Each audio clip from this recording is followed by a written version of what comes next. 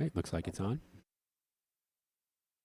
All right, going to do another test. This time I have not played the back end match. This is a match that I tested with last night. Found a bunch of things to fix, and now they are fixed. So let's see how it goes.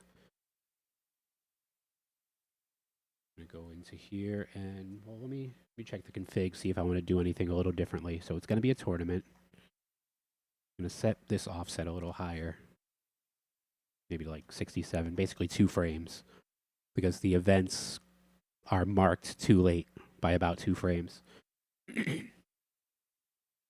So we are playing a tournament, so match doesn't mean anything. We're using tournament settings. Shuffle seedings, we'll leave it false so that I just get the order that I specify here. So Gemini will be the top seed because Gemini is just by far the best one at playing Pokemon at this point.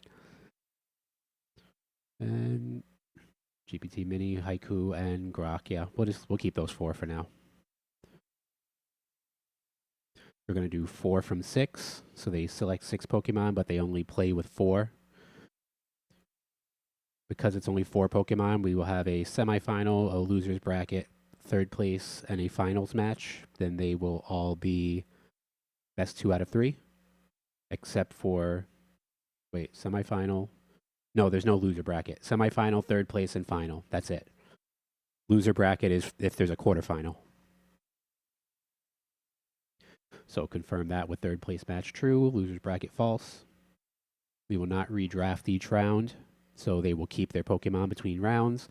But what about the draft? What about the team source? Maybe just for fun, I'll do an adversarial draft. Just curious how it actually works with 4 players. Adversarial draft means you draft for your opponent instead of drafting for yourself. Hi, Lucky. So, kind of afraid to let this run with 4 players, but I have a proven algorithm that will prevent a player from being forced to draft for themselves. So if that situation could come up on the next turn, it will be prevented. So the player will only be given a list of opponents that they can draft for legally without causing the next player to be forced to draft for themselves. Assuming the algorithm works. I did not write this algorithm. I just looked it up, and it should work. So let's do Python main.py. That should clear the events. There we go. Inputs.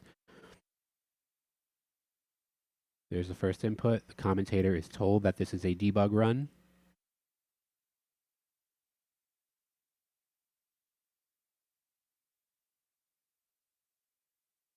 Yep, nice and short. 4 players. Mini, Haiku, Grok. Semis and finals are best of 3. Let's run it. Short and sweet. So ChatGPT selects on behalf of Grok, unknown. Sensible pick.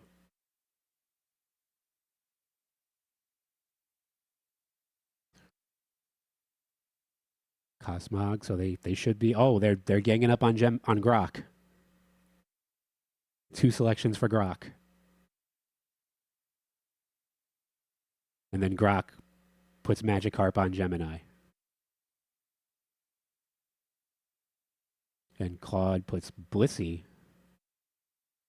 Blissey's good.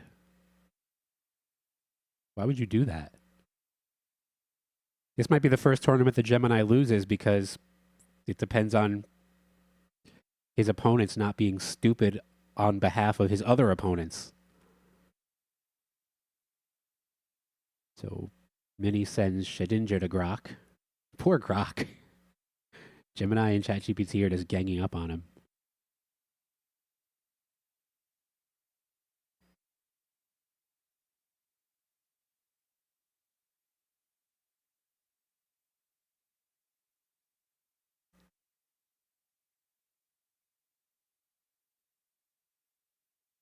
Let me see if anything is happening with the... Right, so far they should be allowed to just draft on behalf of everyone. Eventually we'll get to a point where Grok where they won't be allowed to put Pokemon on Grok's team anymore because it could result having a player removed from the draft could cause the player with the fewest Pokemon, so in this case currently either GPT or actually Haiku, it would cause Haiku to end up being forced to choose Pokemon for themselves. And so the algorithm should prevent that. So Haiku still has no Pokemon.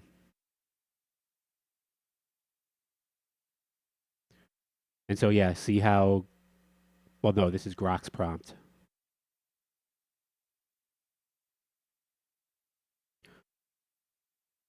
But yeah, the next prompt after this, after Grok makes his pick, the next person to pick should be blocked from giving to Grok.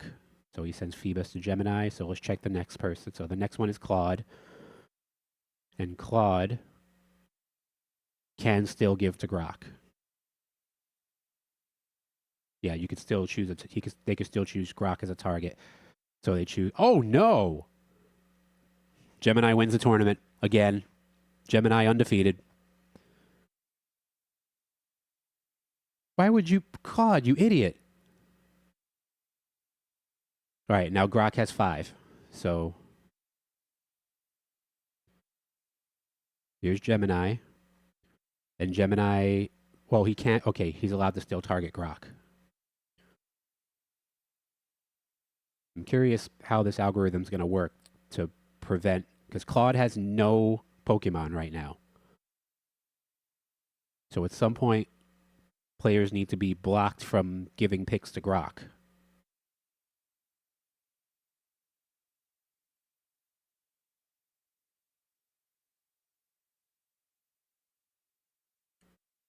Claude, you idiot. Well, to be fair, it's called Haiku. It's not like Sonnet or Opus. All right, so Grok has a full team now.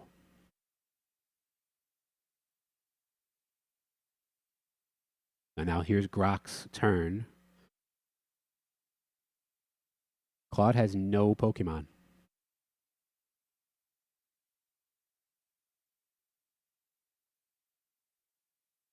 So Grok has a full team. This is Grok's prompt, so we don't get information about Grok. Other than Grok knowing that he now has a full team.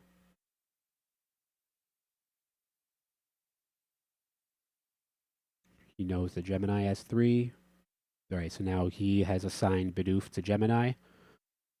And now here's Gemini's prompt.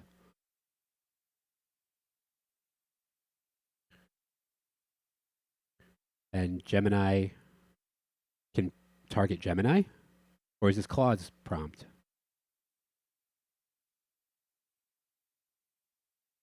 Yeah, something just went wrong. The game just crashed. Whose prompt was this? Oh, your identity, Claude.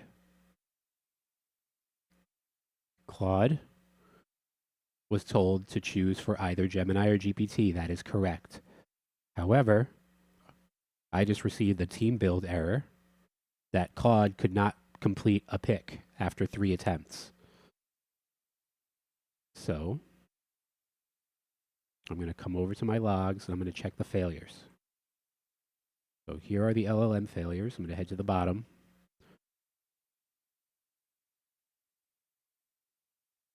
This is, today is the 28th.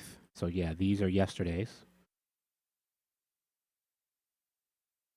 Here's a failure for today.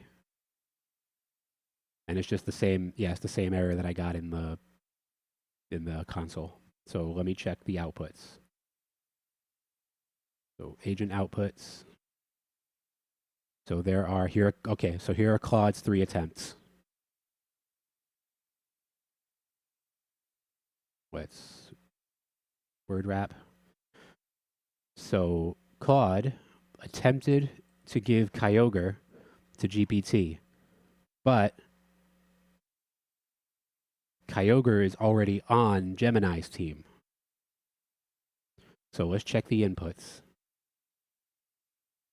So here was Claude's prompt, where he attempted to give Kyogre to ChatGPT. Of course, this is not allowed. And so here's the feedback. Kyogre is not in the current legal pool. And so, Claude, Haiku, I will stress that this is Haiku, not Opus or Sonnet. But Haiku saw this feedback in their prompt and said, oh, okay, I will give Kyogre to ChatGPT again. And so we sent them another prompt to Haiku.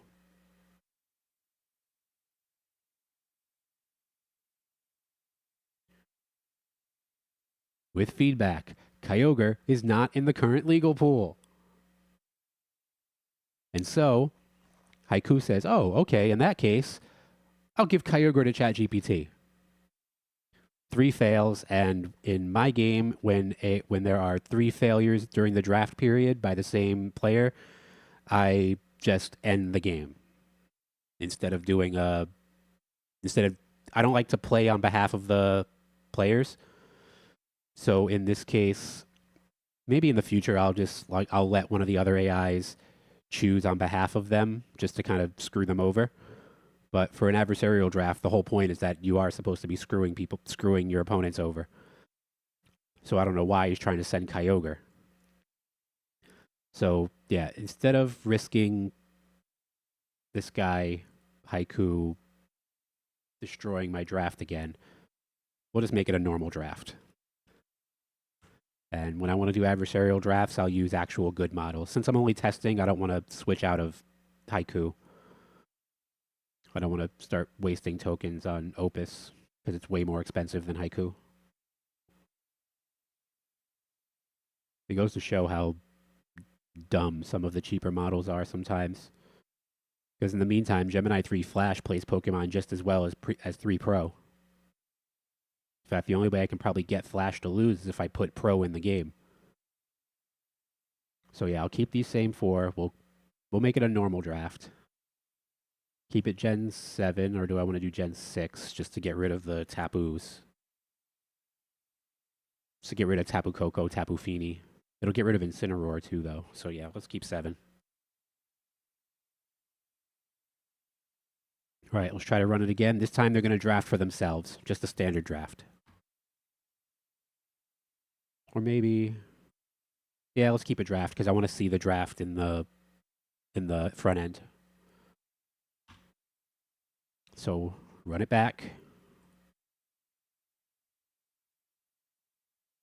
I'm going to clear the failure log because we don't really need anything in it right now. All right, so we got our first prompt. It's the commentator.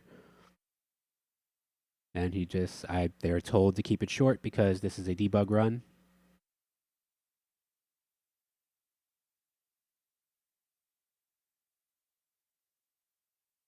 So it looks like GPT got the first pick. Was he told about the debug run? The commentator was. This is a debug run. That's the only time I see it.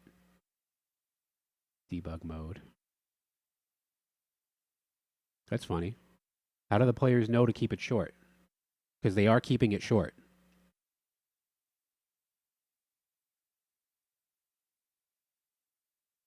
Okay, yeah, they're told. So they're given the limit. So hold on. Here's GPT. Oh no, these are the normal limits. Yeah, so this is wrong. I'm supposed to be telling them that this is a debug run, and it's not being done. Might want to just fix that real quick.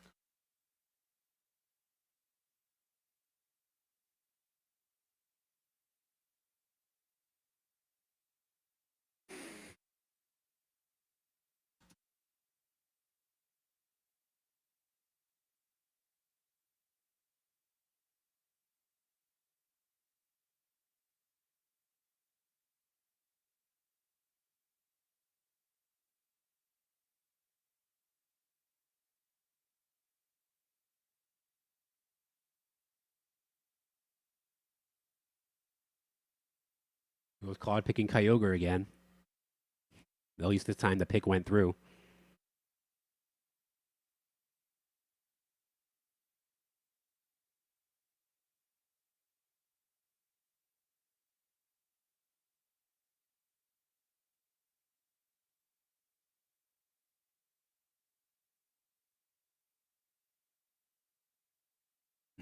In the background, I'm just letting Claude Sonnet fix the issue with the players not receiving they're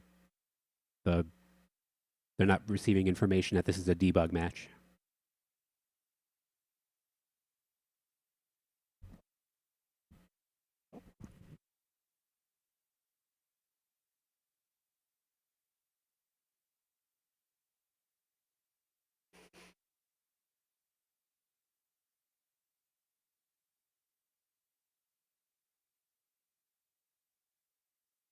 Starmie, Xerneas, Alakazam.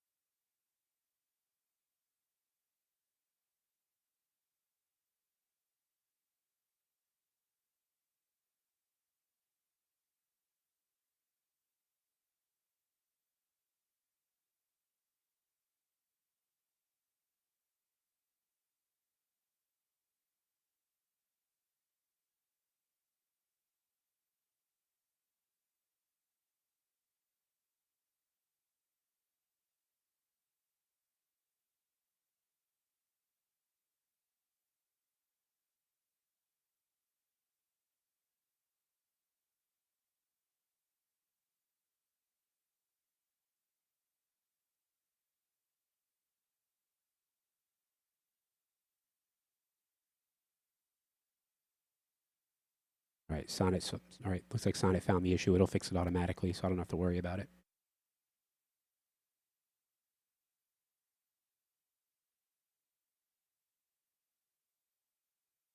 I'm going to let them pick their sets just to make sure everything goes through the way it should. Make sure the first round starts, and then I'll start it over. Although they are keeping it short, so.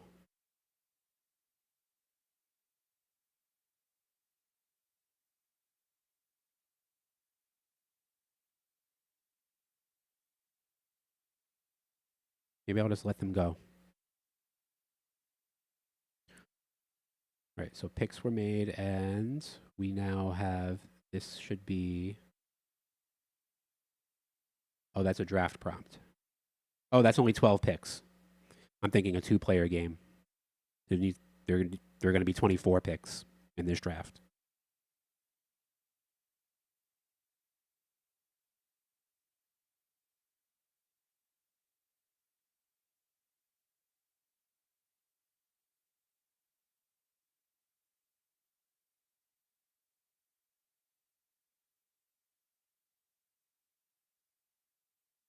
So who is struggling to make this pick? It must be Grok. Grok is, oh, GPT-5 Mini.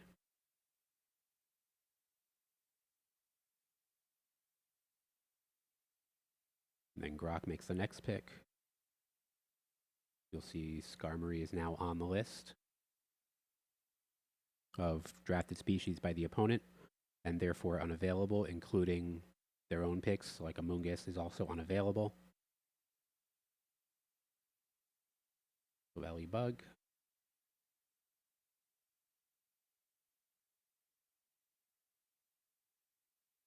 And there's Valley Bug on the unavailable list.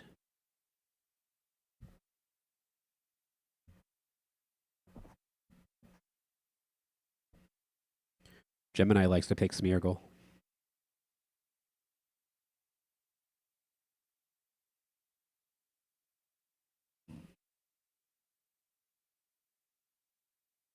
Crobat. So we're seeing a lot of the same picks from my test game last night.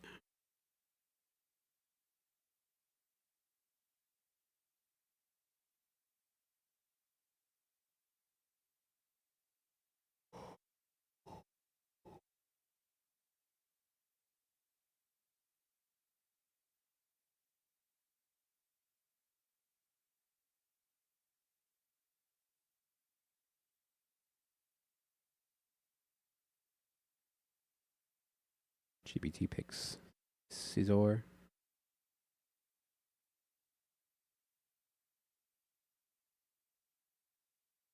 You could see like ChatGPT also had, you could see each Pokemon, each player has their own strategic notebook that carries over between matches and between tournaments.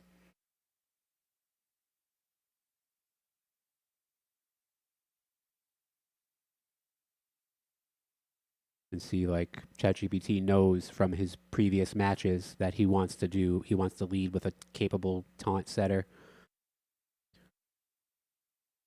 He should keep one setter in reserve. So hopefully, and then he wants Scizor and Skarmory. With his 17th pick, he finally takes Scizor. And he previously drafted Skarmory. So the notebook does not get updated in between draft picks. The notebook gets updated after games and after matches and at the end of a tournament. So this information was what ChatGPT held on to from the previous tournament, and now he's acting on it because he named these specific Pokemon that he wants on his team, and he actually did select them because there's Skarmory, and then he picked Scizor with the next pick. Grok, Venusaur, Gemini, Sarina. Gemini is basically picking the same team that he picked in the last practice tournament. I wonder if that's reflected in, so here's Gemini. I wonder if that's reflected in his notebook. So he likes Xerneas and Kyogre. He couldn't get Kyogre, so he got Groudon instead. His notebook is pretty short and sweet. He wants Sarina. He wants faster leads. Solgaleo. He did not pick Solgaleo. Solgaleo is already out. So he couldn't get Kyogre, switched to Groudon.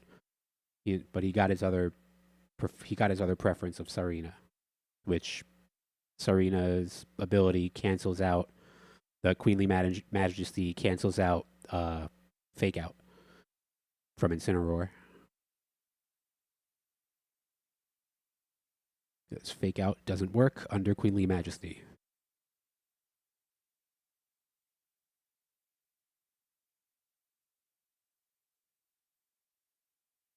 Yeah.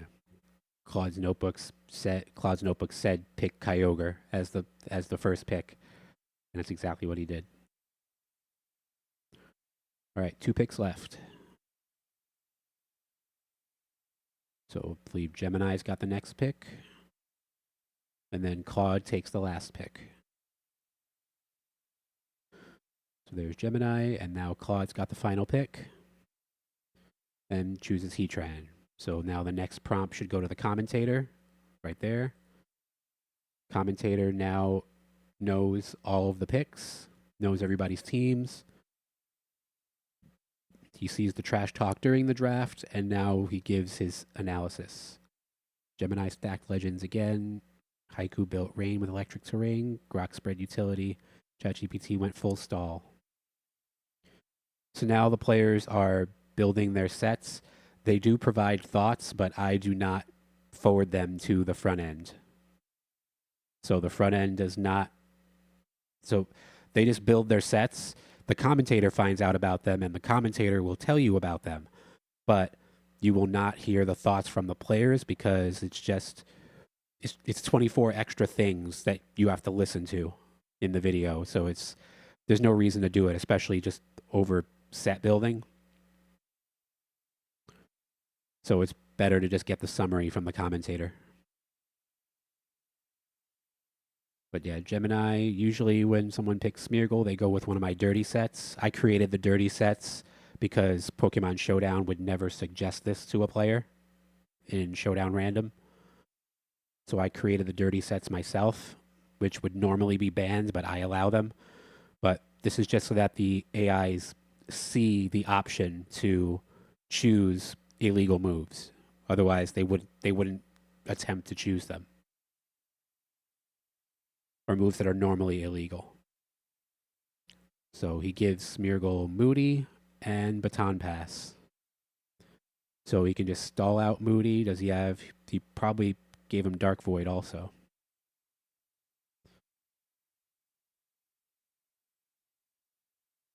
So we don't see it here, but let me check the outputs. This was a set build. A build set for here Smeargle. Oh no, he doesn't. They're not going to show the moves here. It'll show up at the end. But as far as just based on the thoughts, I can pretty safely say that Gemini probably has Dark Void and Baton Pass to go with Moody. Probably Substitute also.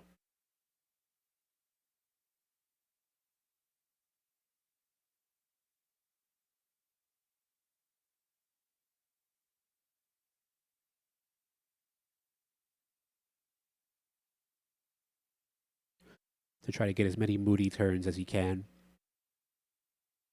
before Baton Passing all the increases.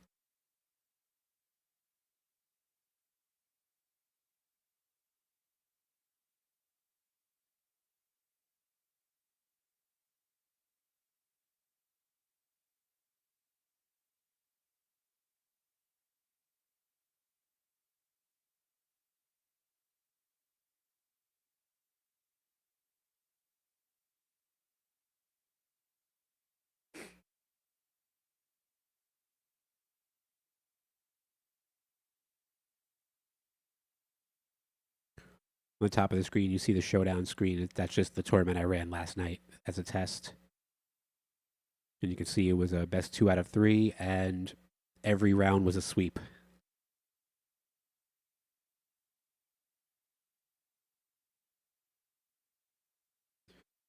I'm starting to see that there's kind of no point in doing best 2 out of 3, because whoever wins game 1 usually always wins game 2. I've very rarely seen best 2 out of 3 match actually go 3 games.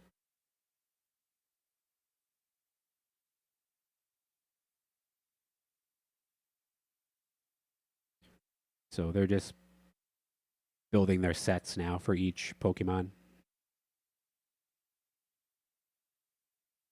And I'll show you what the prompt looks like. They're given a multiple choice. So here's a Skarmory. So he chose this SR Taunt, which is the second one on his list. So you see he was given the option to have leftovers with Spike, Roost, Brave Bird, and Whirlwind, or a Rocky Helmet with Stealth Rock, Taunt, Roost, and Brave Bird. This is the set that he chose over here. Also given the option of Choice Band with Brave Bird, Pursuit, Ironhead, and Whirlwind, etc., etc. And down here, I provide if a Pokemon is able to take a dirty set, I provide a dirty set. So here's an example using Double Team and Bright Powder, which would normally not be allowed under Smogon rules. And then here's another one with Double Team.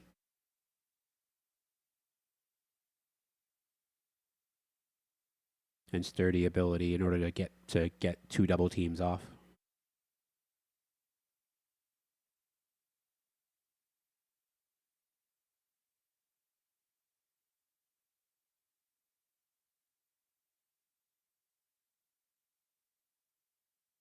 Right. Sableye with Prankster.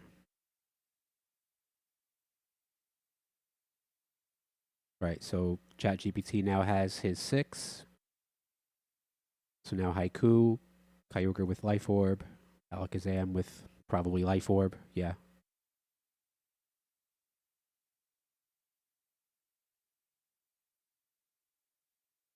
Crobat, also with Life Orb. Tapu Koko, also with Life Orb. Haiku really likes the Life Orb.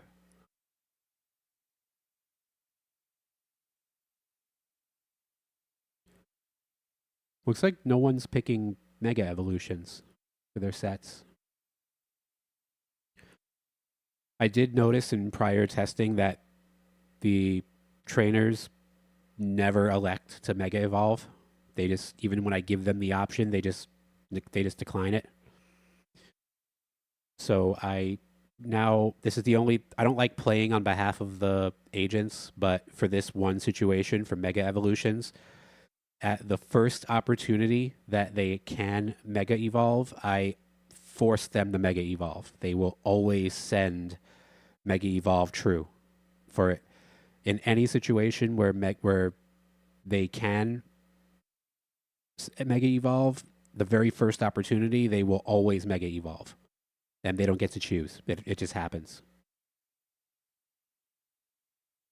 So even if they have two players or two Pokemon that can both Mega Evolve, they both have Mega Stones, and they're both on the field at the same time, whoever is in slot 1 will automatically Mega Evolve. Or if they have two Pokemon, one has a Mega Stone but he's on the bench, and one is on the field, that one will Mega Evolve. And then after that, it'll always send false.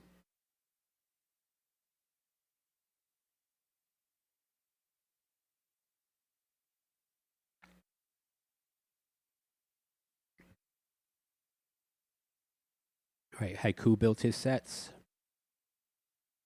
And now it's Grok's turn.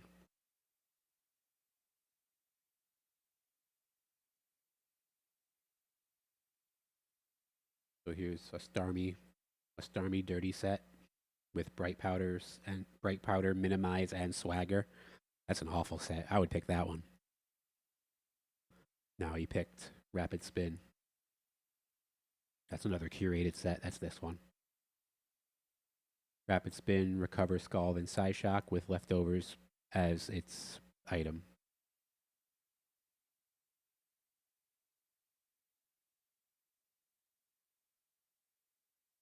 I mean, there is a Mega Evolution set, but he didn't pick it. They very rarely pick the Mega Evolutions.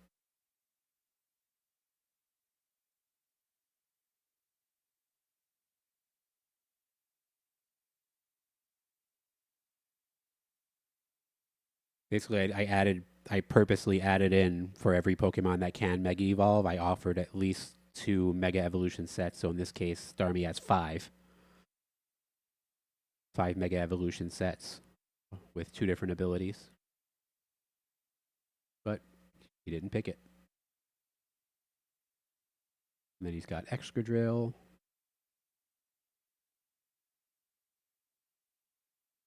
Curated sets, some random sets, and a couple dirty sets. The random sets include Mega Evolutions. And he did not choose a Mega. He chose this one. I'm a little concerned if this is like the 4th in a row that they picked the second option. I wonder if that's not them making the choice. I wonder if that's like a bug. They seem to always pick the second choice. But no, Gemini picked a dirty set. So no, they're not always picking the second one. So like here, Silvally Bug, the second one is called Mixed. Let's see if he picks it. He picked it. The second one. The second option.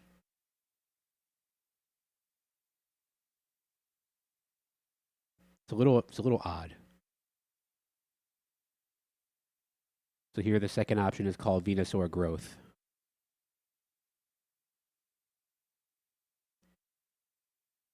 Let's see if he just picks the second one. Because so far he's always picked the second one.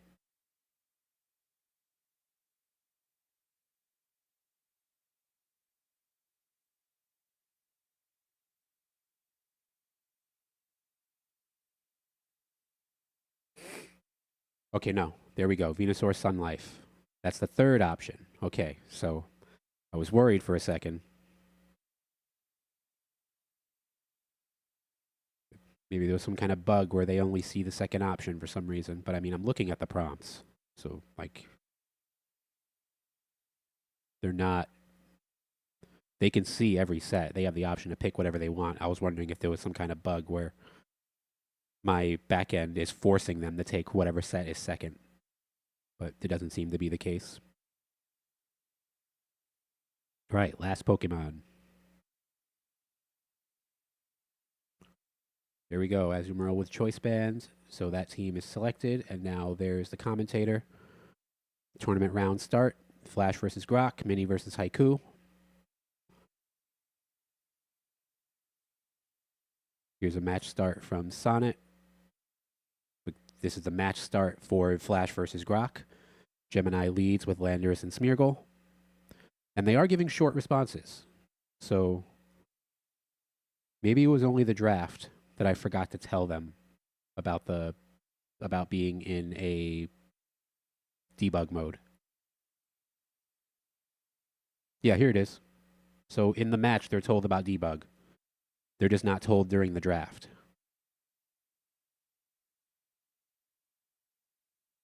And yeah, see? Keep your thoughts to 80 characters. Keep your trash talk to 60. So yeah, they know about debug mode. And then a bunch of stuff happens on turn 0. And in fact, if I refresh the server, the game should be there.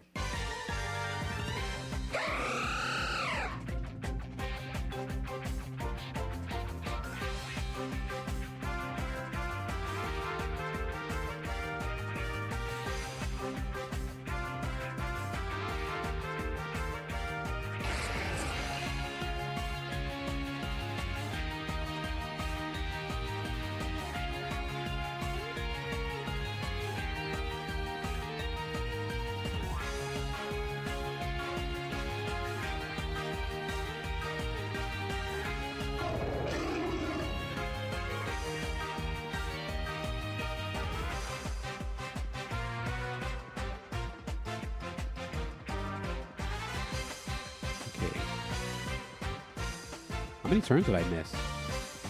I was looking away.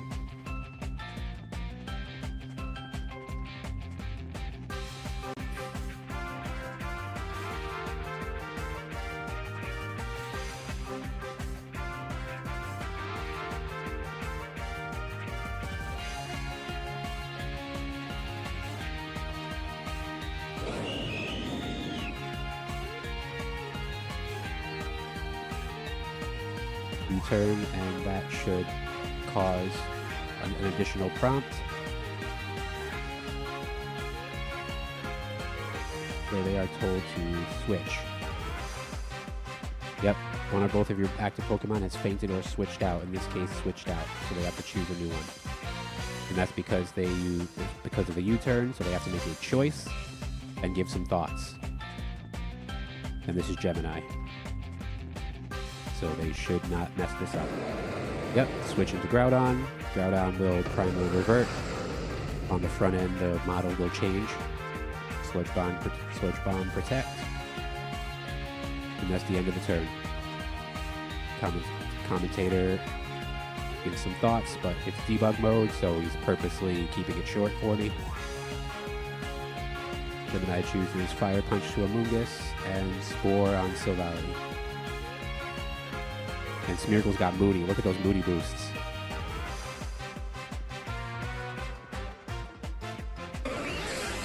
Alright, switches in Starmie. Fire Punch drops Amoonguss. Spore sleeps Starmie. Oh my god. Gemini's so good.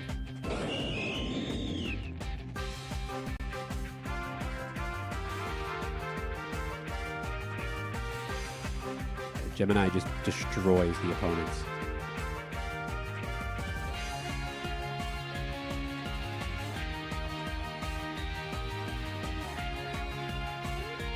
So at some point, Gemini's got to think about a baton pass. Possibly into Xerneas. Which then Geomancy, and this is then just absolute destruction. So Smeargle's going to substitute just to get a couple more Moody boosts.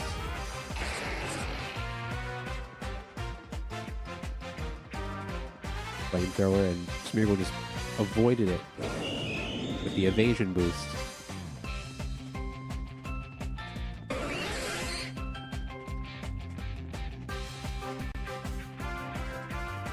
And now, so he avoided it, and the substitute stays.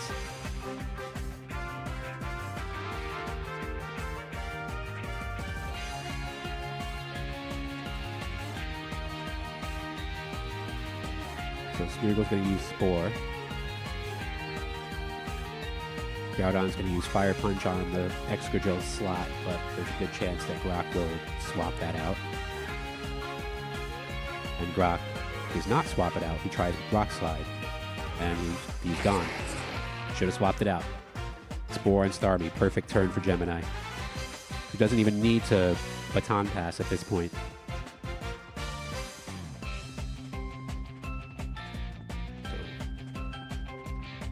Yeah, this is over. Well, it says the series is over, but it's only game 1. Spore was already asleep. At this point, he can't swap, so there's no reason to really use Spore. He could have just Baton Passed out just to flex.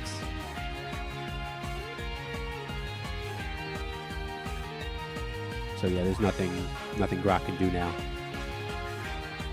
Starmie's going to try Psyshock, but it's not going to matter. Smeargle can do whatever he wants. Smeargle's just going to run Spore, but it's not going to matter anyway because game 1 is over.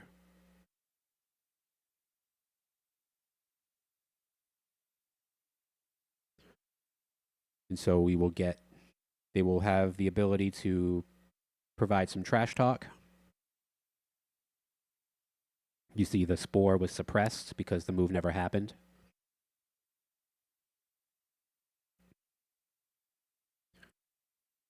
So come out of the lobby, and there's the new game.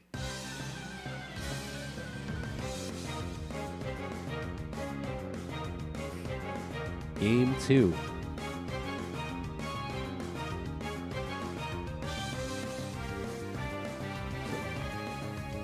Brock's going to lead out with Amoonguss and Starmie, with Azumarill and Silvally Bug on the bench. Gemini, Xerneas, and Smeargle. That's an interesting lead. Usually you would Baton Pass into Xerneas if you have Smeargle and Xerneas on your team. So Xerneas just immediately does Geomancy, as expected. Smeargle has Spore. He doesn't have Dark Void on this Smeargle. Only Spore. But Spore is probably, I mean, you were getting the guaranteed sleep instead of the 80% on both Pokemon. And then a swap into Groudon.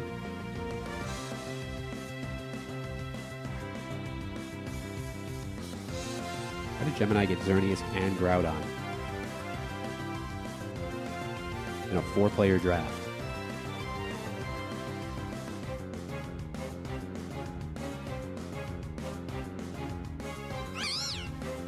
Amoonguss doesn't even get to act.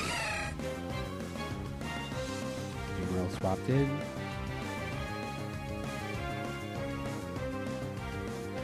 And it looks like the commentator now understands the concept of a 4 from 6 battle, because Grok is down to 3 Mons. He is not down to 5 Mons because he can only put out 4.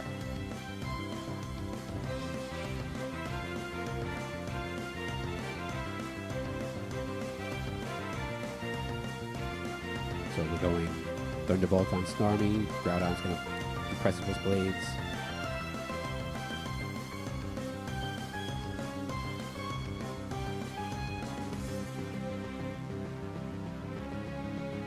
And Smeargle's swap was just a normal swap. He didn't Baton Pass out, even though he had the Moody boost after the first turn.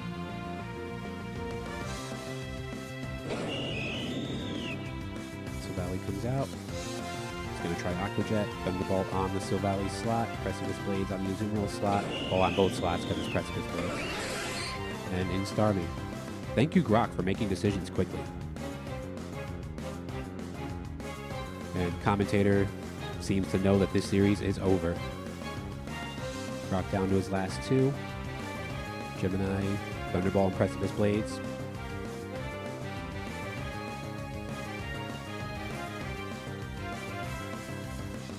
Probably, oh yeah, because of the Desolate Land. All right, makes sense.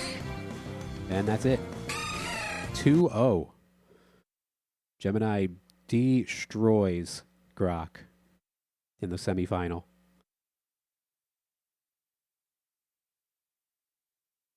That was a clean sweep. Almost didn't lose any HP. All right, come out of there, back into the lobby. The commentator gives his match ends, and you can't see it, but the games are being recorded right now. With the basically what's happening. If you want, I can get it to show up on screen.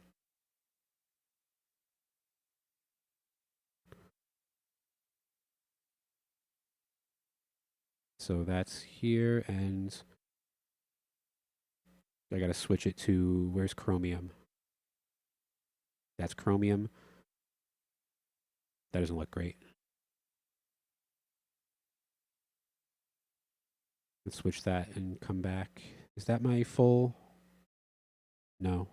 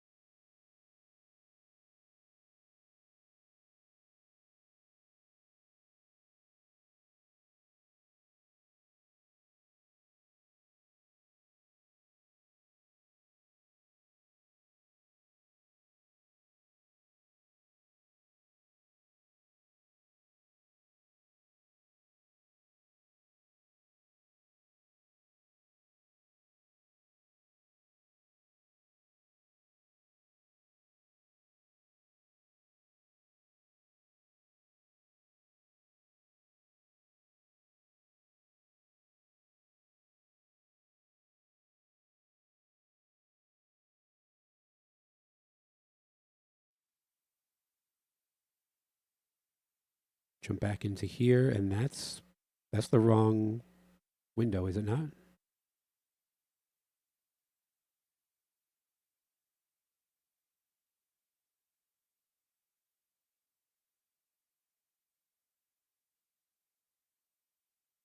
Should be Firefox. There we go.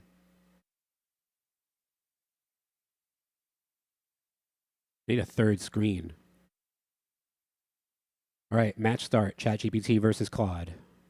And if I look at the server, yeah, it's there. Nice. This is my favorite rival music from, what is this? Omega Ruby Alpha Sapphire.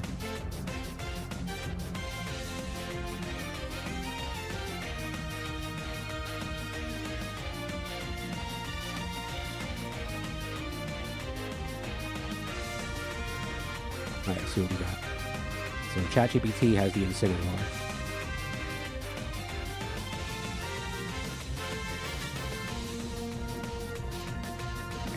Started with Fake Out. Yes, he did.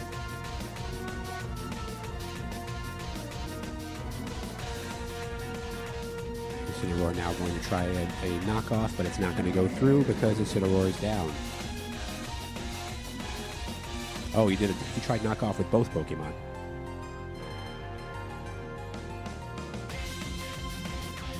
So Solgaleo's Choice Band is gone, so loses the boost, but is no longer locked into one move.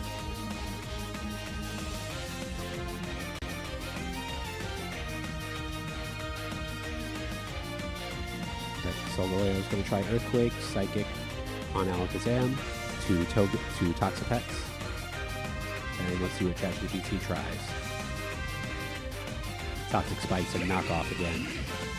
Oh, Jesus.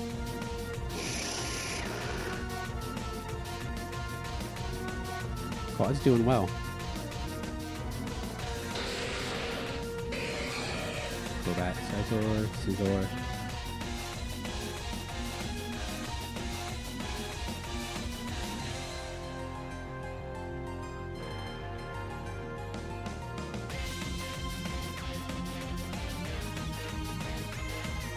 Stone Edge, Brave Bird.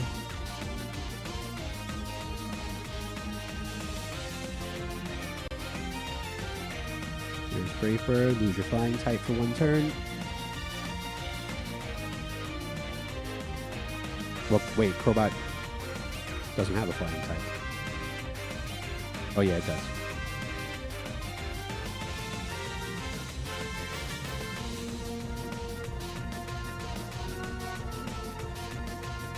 Trying Brave Bird again. I don't think that trade is worth it.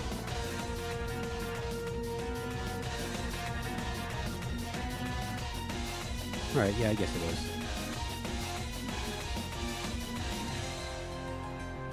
Ooh, that's actually kind of lucky to lose your Life Orb there.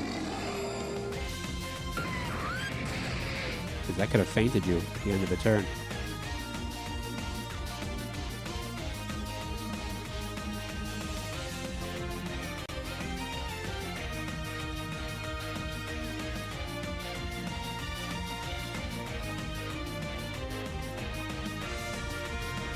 Bird takes him down to one Pokemon.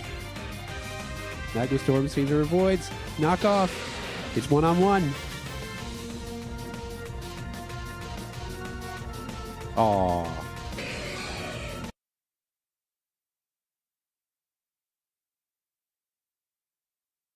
Unlucky, ChatGPT.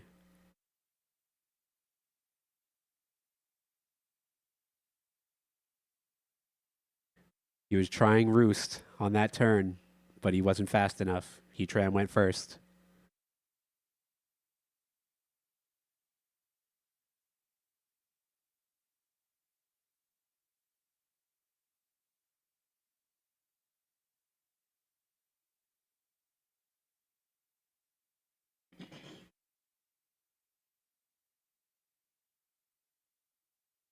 I'm not seeing the winners and losers trash talk in the battle events. Are they in the outputs?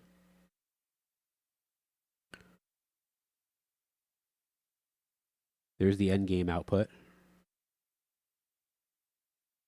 I don't see the... Yeah, it's not there. It's possible that I just didn't include it in the log. All right, game 2.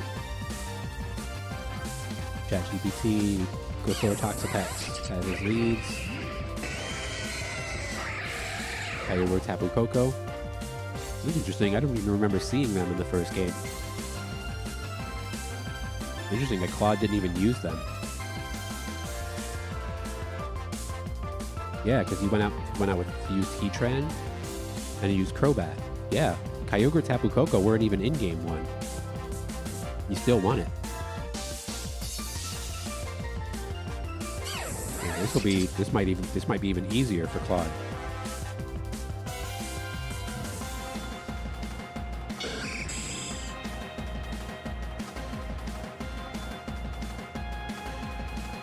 Rain and electric terrain. That's an interesting combination.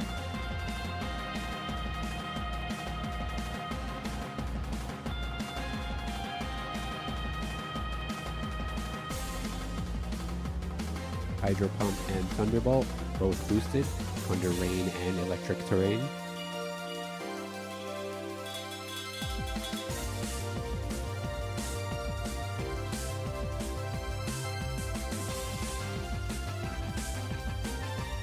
Skarmory holds on with Sturdy. Just enough to get Stealth Rocks in. Tapu Koko loses half attack with Burn.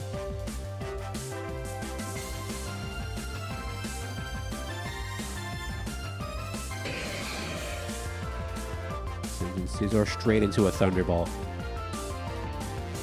And Toxapex down with the Hydro Pump in the rain.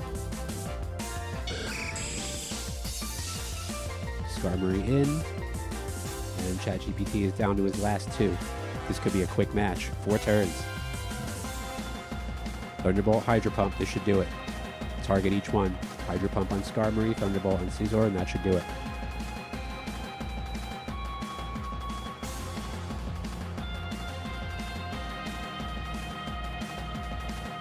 Thunderbolt, bye-bye. Hydro Pump, bye-bye.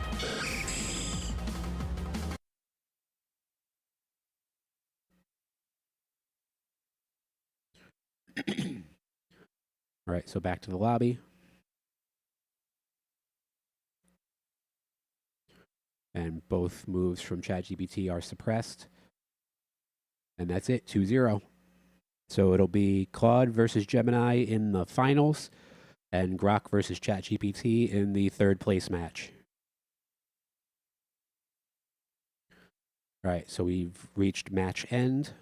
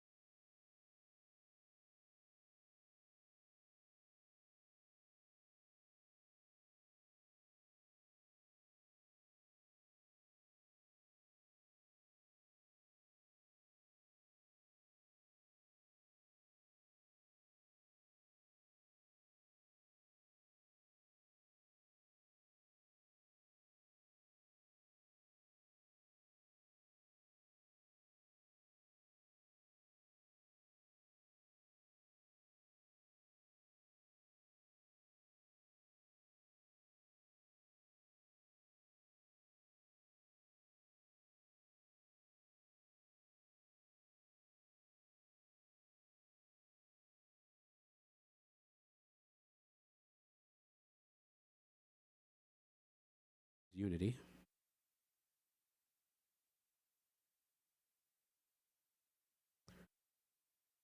So you can't see the stadium right now. Okay, it's still loading. Hang on.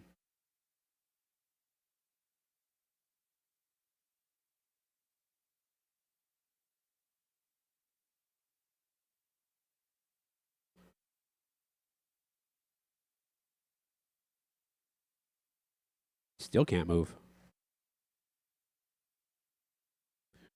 It's updating the search index. I didn't add any new assets. All right, just let it do its thing, I guess.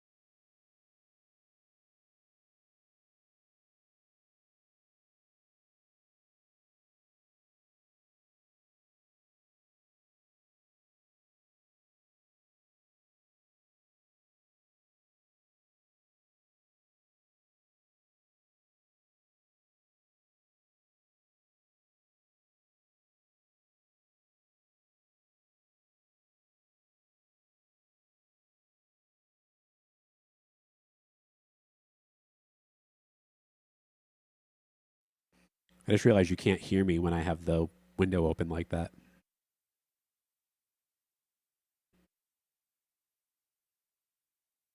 The Chromium window.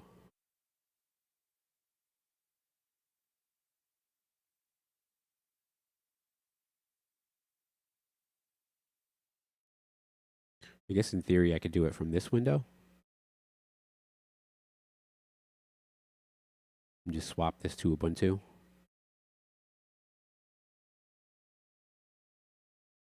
Can't really see it, but that's okay. Let's do that.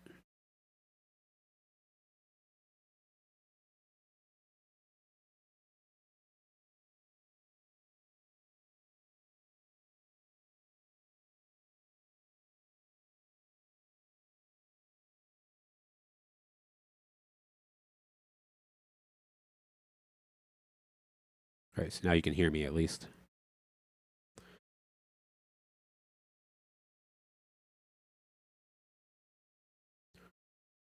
But yeah, since I explained this and you couldn't hear me, I guess I have to explain it again. But this is a basically if you worked in tech and you had to do integration testing in a web browser for a website, this is that same process. I'm basically running an integration test where I screen record, I insert markers into a custom replay of the Pokemon Showdown game. PokeM provides its own replay. I specifically asked for it on their GitHub, and so they provided it. But in the meantime, while I was waiting, I wrote my own, and it was basically identical. So I just used my own, just with debug markers inserted into the HTML, into the DOM. All right, so both games are done recording. I will come back to here. Did I lose my VS Code window? Yes, I did. Here we go.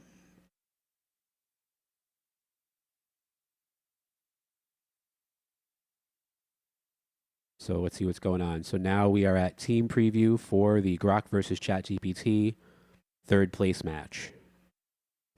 And there it is in the lobby.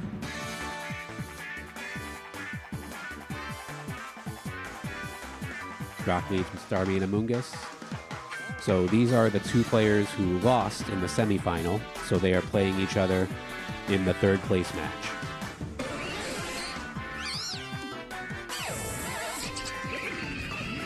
Right. Toxapex and Gliscor is a pretty standard open for ChatGPT. Grok going with Starmie and Amoonguss. Probably going to see a Spore here. Oh, but Taunt. That will stop the Spore. Good turn from ChatGPT. Spore doesn't go through.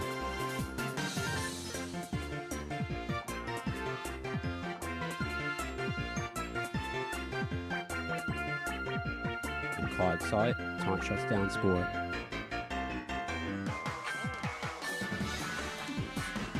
Get Toxapex stuck in the Rapid Spin.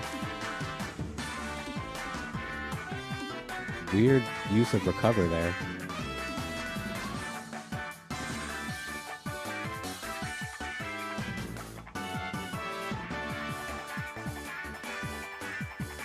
And another Taunt. But Starmie has no problem using physical moves anyway. Alright, so Amoonguss just ended the turn, but Gliscor is going to outspeed. He can just Taunt again. And just stall him out.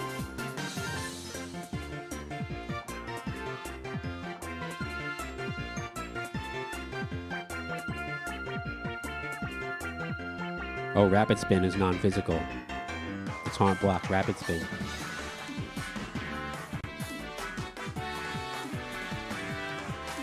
So he tried Taunt again, but it failed. Amoonguss went with Giga Drain. So now Amoonguss is going to try the Spore again. Gliscor will probably attempt another Taunt, which could block the Spore.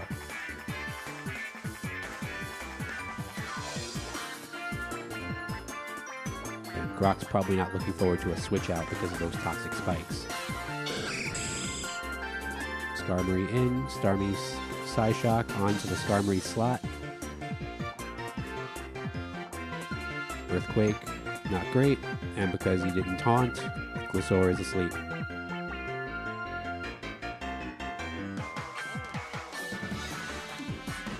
So good turn from Grok.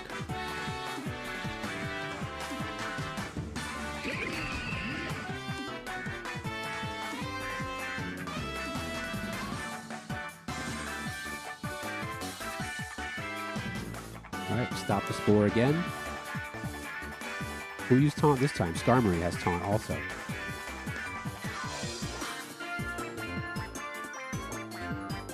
So, ChatGPT doing well to stall out Amoonguss, but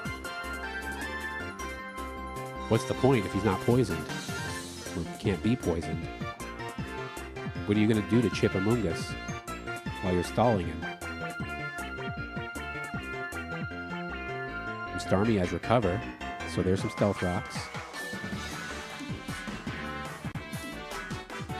ChatGPT doesn't really have anything to attack Amoonguss with. So he's going to try Toxic Spikes again. It's not going to affect Amoonguss swapping in and out. So the Rapid Spin did more to Starmie than it did to Skarmory.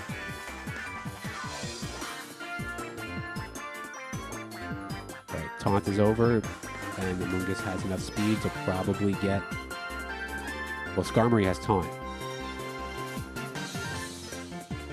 Starmie, you need to stop using Rapid Spin. Well, wait. Starmie can only use Rapid Spin.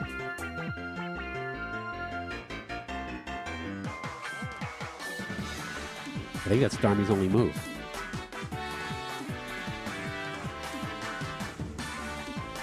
Yeah, at least try it on Toxapex so you don't get hit by the Rocky Helmet. Alright, another layer of spikes. This is a stall fest here. But those toxic spikes aren't doing anything if Grock doesn't have to swap. Starmie has Recover. When the taunt ends, he can just run Recover. He's just waiting for the taunt to end. He can't do anything. Oh, there's a burn. Okay, there we go. So now now the taunt's over, but Starmie can use Recover now.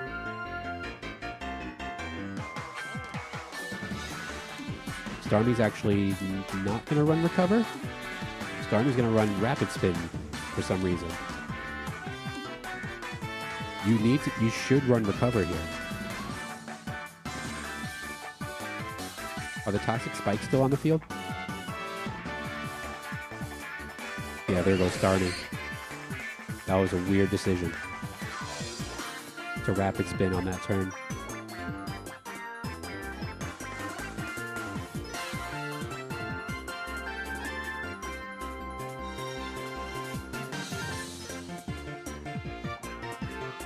I'm not seeing the spikes.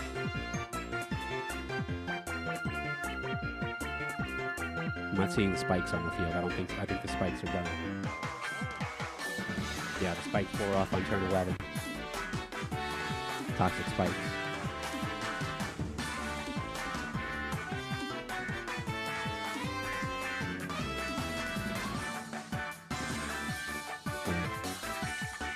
Brock still making a decision.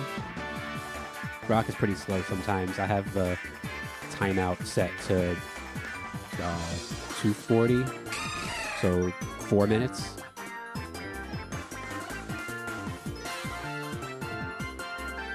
Azumarill switches in, and that ends the turn.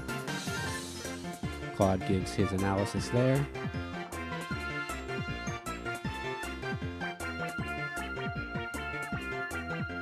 "13 turns and only 1 feint." And oddly enough, that feint is on Grock's side, but Grock has the advantage here. Another taunt. That'll stop the Spore. But Toxapex is gone. Spore will not go through.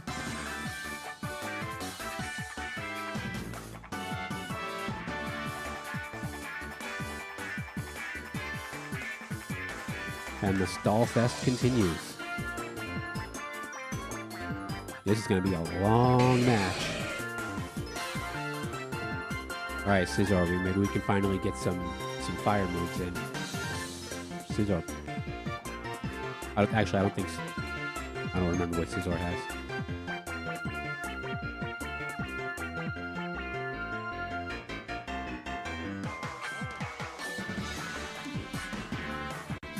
Scizor's just gonna Swords Dance, which you can because Grock can't really do anything here. So just throw another Stealth Rock, put up a Swords Dance. Giga Drain's not gonna do much.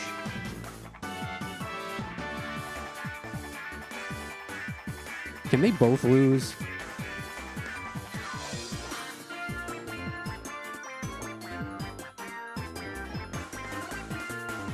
Can we do that? Can we get them both to lose somehow? You took more from your own side with that Earthquake than you did your opponent. Thank you, Scizor. 1 hit.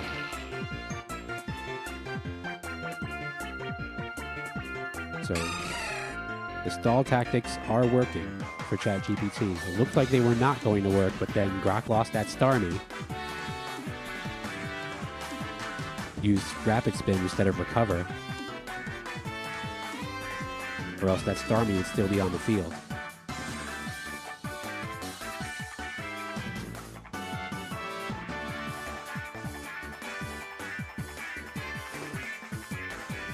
So the taunt is gone from Amoonguss. And Amoonguss is going to try Rage Powder here. Oh.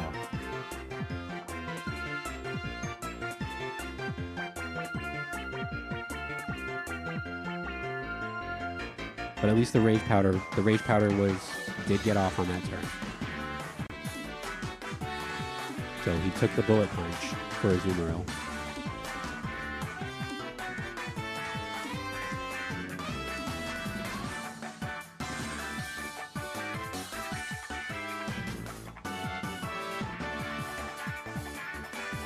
Takes the Bullet Punch again. Scizor down. Brave Bird. And we're 2-on-1.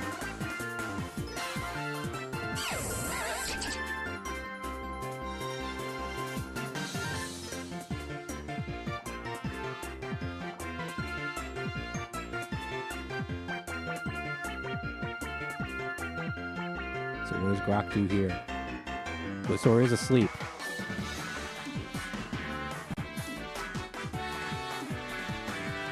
But Skarmory's going to do that. Skarmory's going to go for a Brave Bird here. Azumarill will try Aqua Jet on Skarmory. Just try to get a chip. But the Rocky Helmet does just as much. Brave Bird and one more should do it. In fact, Azumarill is probably going to take himself out.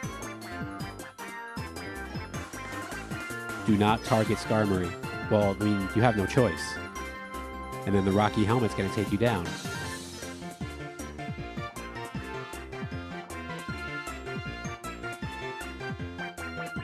Yeah, there's nothing Azumarill can do here. Any target on Skarmory takes you out through a Rocky Helmet. That's it.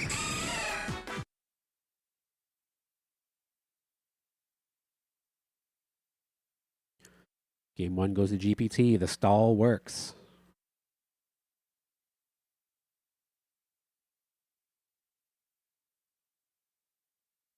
He was trying to use stall tactics. They didn't quite work out too well, but he still won in the end. So we will get some commentary from Claude Sonnet at the end of Game 1, and then we will jump into Game 2.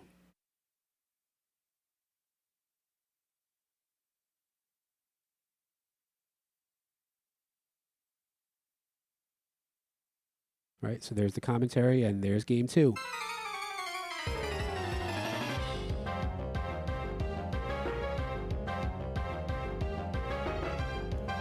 Starmie and Amoonguss, same leads as Game 1. Hopefully this time you learn from your mistakes and stop worrying about your Rapid Spin.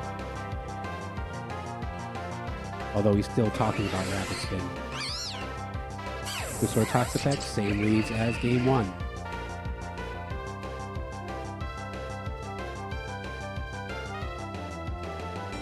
Claude thinks Glisor's still asleep.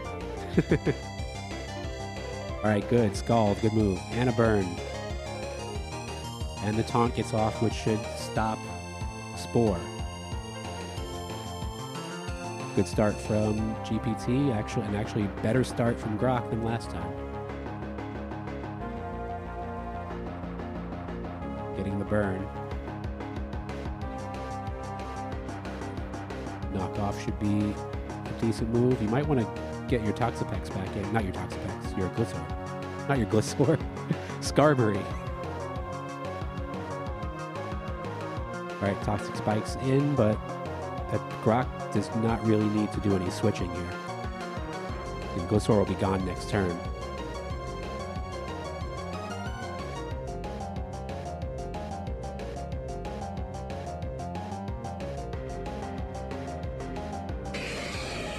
So there's the swap. Psyshock, another layer of spikes.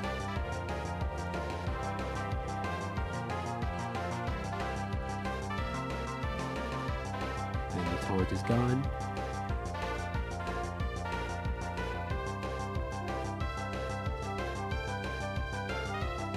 Amoonguss will try Spore. Rapid Spin is not great there. Right, Spikes wore off, but now they're back on the field. And Amoonguss got the Spore off because Toxapex did not use Taunt. He went for Toxic Spikes instead. But Grok's not going to swap. You're not giving Grok a reason to swap. GPT has Incineroar?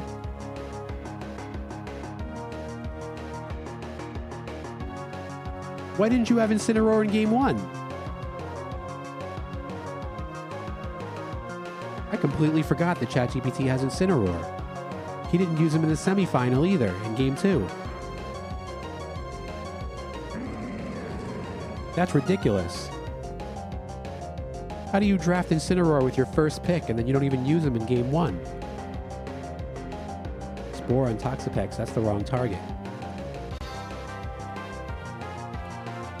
GPT, what are you doing? How do you just keep Incineroar on the bench like that? You gotta play him in game 3.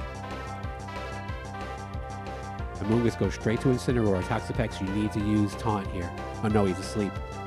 You need to at least put in Taunt. So he went for Toxic Spikes, but he's asleep anyway. Yeah, so the move doesn't go through. Spore, and now we have 2 sleeps. But damn, why didn't you have Incineroar on your team in game 1? That is a ridiculous decision.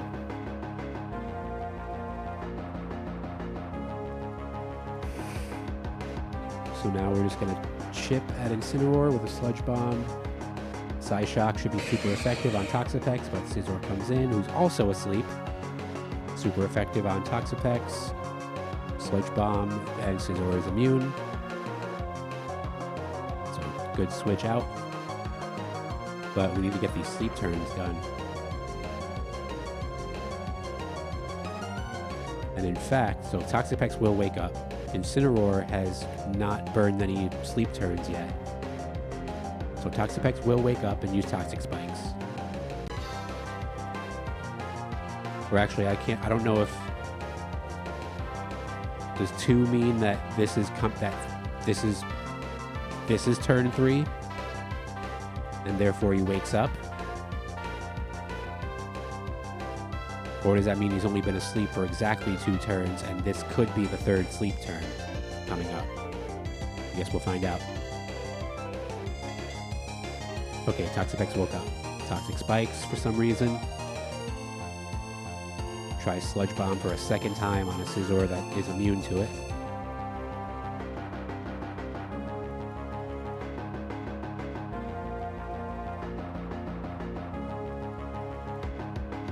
Alright, Psyshock, that's going to be super effective again. He will attempt to Spore the Scizor who's only been asleep for 1 turn anyway. So Incineroar gets another Intimidate out. He's already asleep, so the Spore's not going to do anything. But that's 1 Pokemon down. So it's 4 on 3.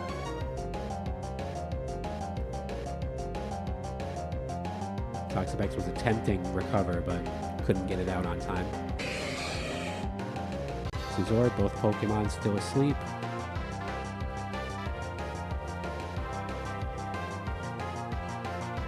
So that's a good KO, but we still have Incineroar. But you gotta do something about this Amoonguss. You gotta get Incineroar to target Amoonguss. Incineroar is gonna attempt to fake out, but he's asleep. And he has not been asleep, so he has to take a mandatory sleep turn here.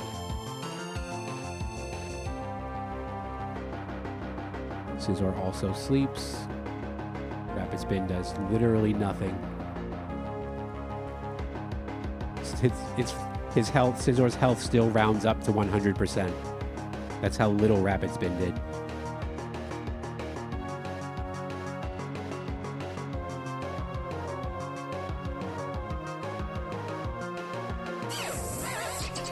Sludge Bomb on the Gliscor slot. Oh, and Scald. They're both targeting the same slot, but now Amoonguss Sludge Bomb is going to hit Scizor instead, who's immune. And Incineroar comes back in for free with another Intimidate.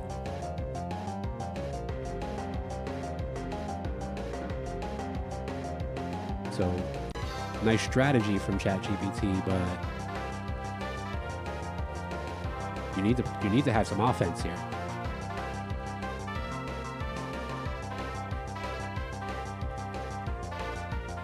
The defensive strategy is going fine, except that you've lost 2 Pokemon. So the moves make sense on paper, but you gotta start hitting Amoonguss.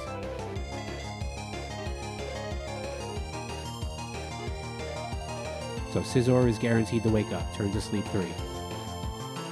Scizor is going to try a Bullet Punch on Starmie for some reason. Scald, super effective. Incineroar does not wake up. Sludge Bomb, double target Incineroar, good move. So yeah, Grok is probably taking this. Except that Grok doesn't have a way to hit Scizor at the moment.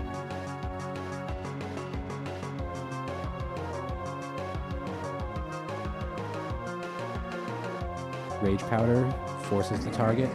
Incineroar gone, Swords Dance.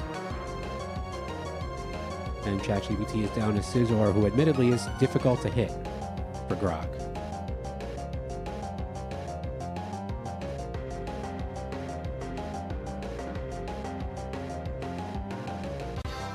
But is that +2 attack going to be enough with just a Bullet Punch?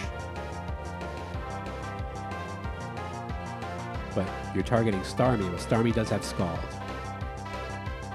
So maybe that is, but you need to get Amoonguss off the field. You were doing too much setup at the beginning.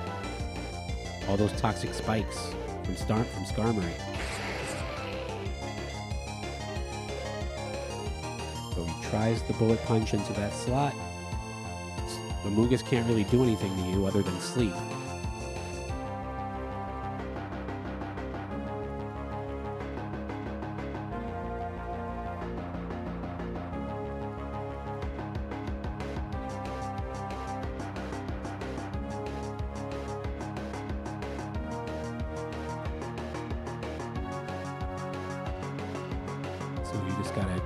Keep chipping Scizor and try to sleep him with Amoonguss.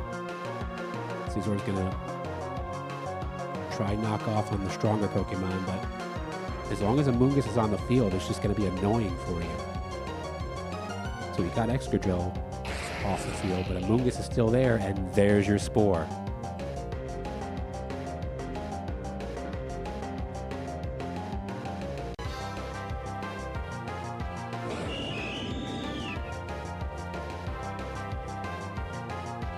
Bug on bug here.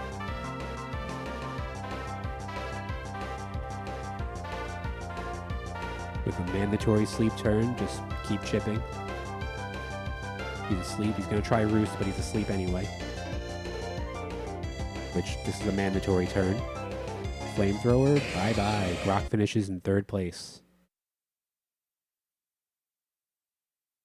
Just had that Flamethrower waiting on the bench. So Grok sweeps, and as you can see, whoever wins game 1 generally wins game 2. So I don't really see the point of running best 2 out of 3. I can make these matches run way faster by just letting them send all 6 Pokemon and just doing 1 game. Winner take all. It would be faster.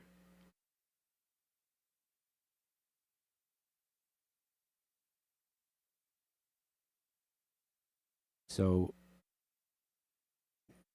commentator will speak, and we will come into the final round, final match.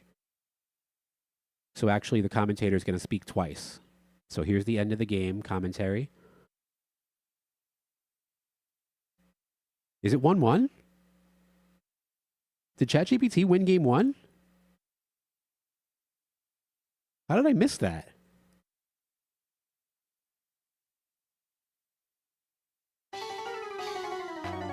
ChatGPT won game 1? I'm so confused. I thought Grok swept. Wait a minute. Who won game 1?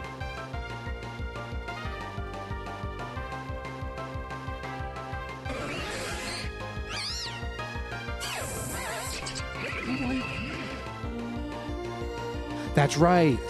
That's right. The Rocky helmet. Yeah, Grok was making a bunch of dumbass decisions in Game 1, so even without Incineroar, GPT won Game 1. That's right. And let's see, Incineroar's on the bench, so good move. Good decision. Keep having Incineroar this time. I don't know why you didn't play him in Game 1. Although, to be fair, he went without Incineroar in Game 1 and won the game. Had Incineroar in Game 2 and lost.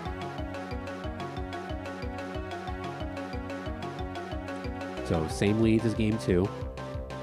In fact, same bench as Game 2 from both sides. Immediate switch into Skarmory. Amoonguss targets himself. The Scald goes in. Good move from Grok. Oh, but there's a burn on Amoonguss. This is big. This is different.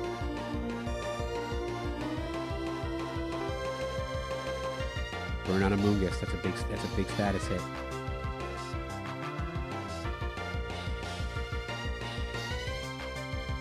So finally some chip damage on Amoonguss.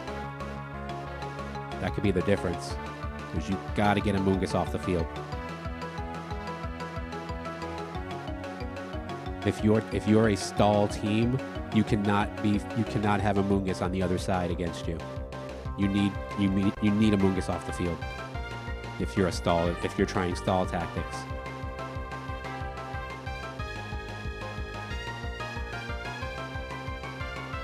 Taunt fails. There's your Scald. It's not going to do much.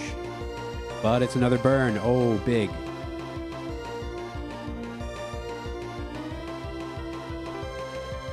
It's big. This is what ChatGPT meant to do in Game 2.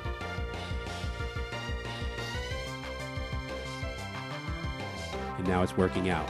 So we're going to get some super effective Psyshocks. Both taunt on both players, burn on both players.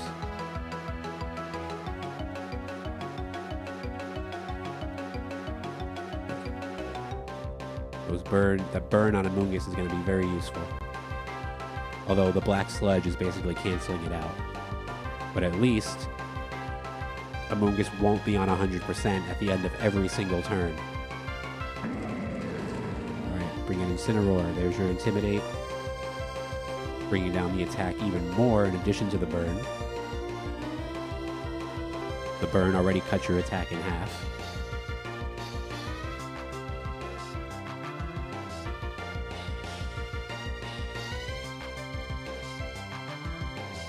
Take out a little bit of chip damage, some Stealth Rocks, and Amoonguss gets Spore off.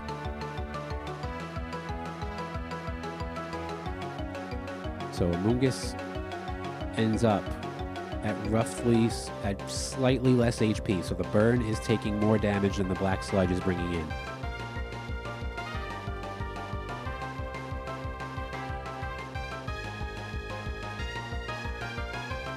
Not a lot of strength in these moves here.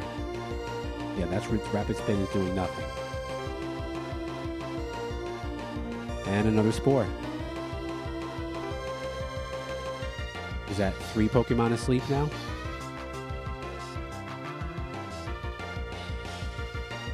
And so, yeah, Scizor and Sableye are not selected in this game. He went with Gliscor instead of Scizor.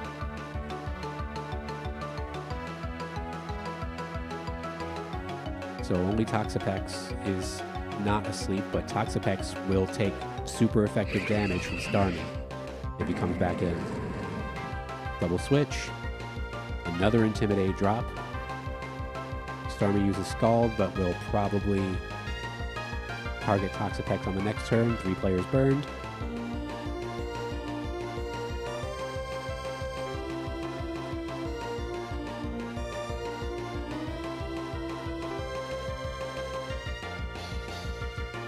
Toxapex, that's a fair move. Recover. Swap to Gliscor. Oh, it's super effective. Just talked about Starmie targeting with super effective damage.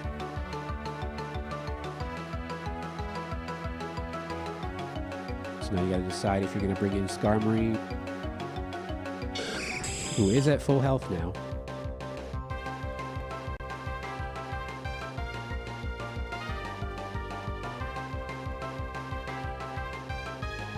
Two burns and two sleeps.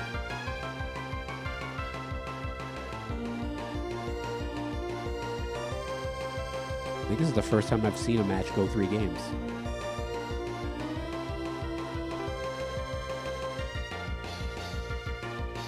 See what they decide here. Skarmory, Stealth Rock, why? And a taunt. ChatGPT really, well, they're sleeping anyway. I think these are guaranteed sleep turns. Yes, they are. Is that a double target on Gliscor? Yes, it is. Well done. And that leaves just Incineroar. And that is a 4th Intimidate on Starmie and Amoonguss.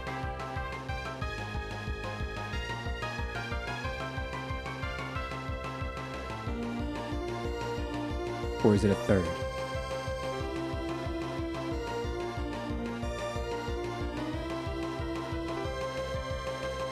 .4 is -3 attack, yeah?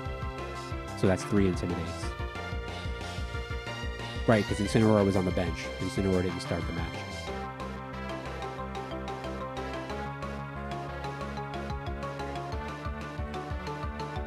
Scald. Skarmory, you're awake, but you're only using Taunt.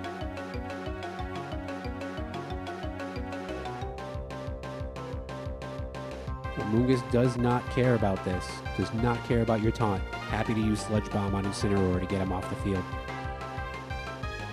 Scald, and that's it. The Sludge Bomb will instead hit Skarmory.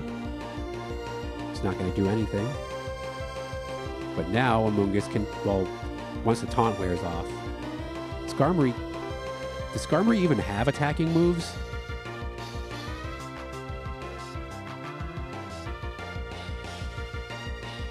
Yeah, the Rocky Helmet. Oh no, not this again. Not this again. Brock, don't kill your Starmie. This happened in game 1.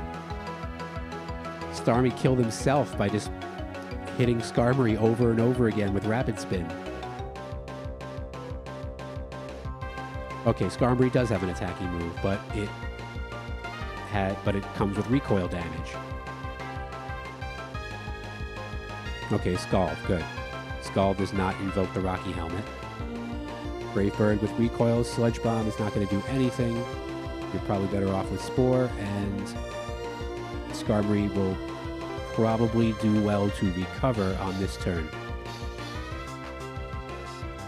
Nope, he's going Brave Bird. I don't think you can survive this. I don't think you can survive Brave Bird and a Scald.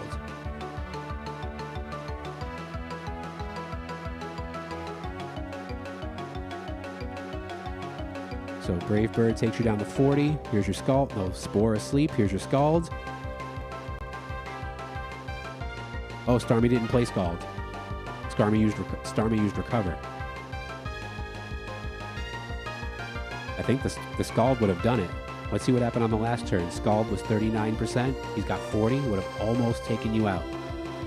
So there's your... Yep, there it is. Scald takes all 40. So Grok wins the match 2-1.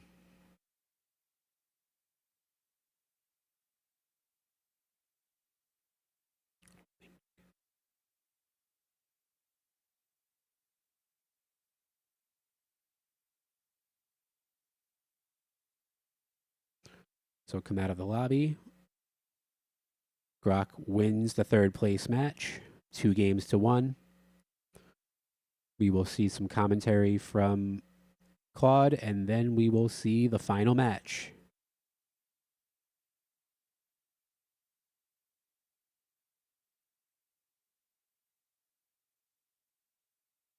Actually, scratch that. We will see video recording of this match, because we have to record all 3 games. So if you want to see it, I'll put it on the screen, but I don't have a microphone for that scene, so I'll just set it up real quick. But let me Nope, wrong window. Wrong window. All right, I panicked. Let's get back to this window. It's this one. No.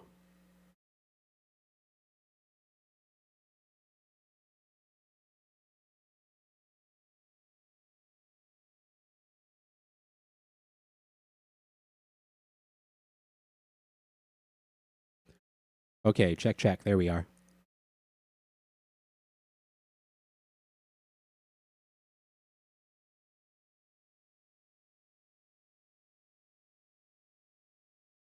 And there I am.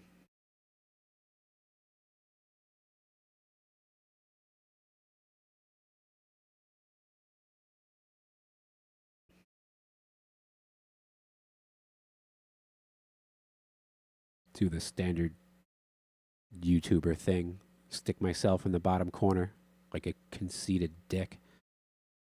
Look at me, Like, do you really need to see me right now?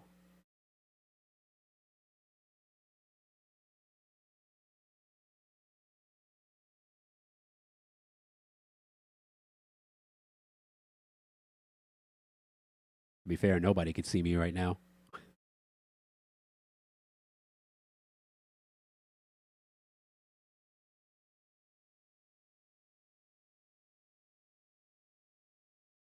Right, so this is just Chromium on Ubuntu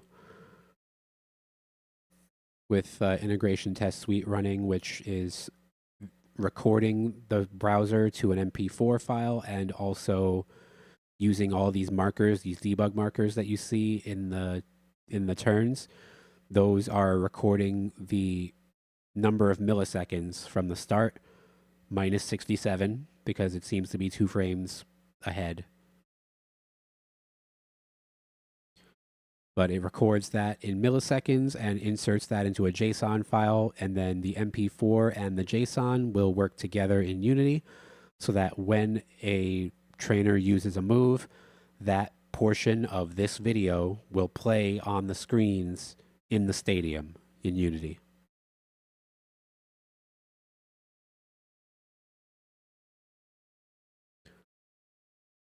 Just an easy way to avoid having to animate the Pokemon in Unity. I can just play it on the screen. Somebody already wrote the code. I don't have to duplicate it.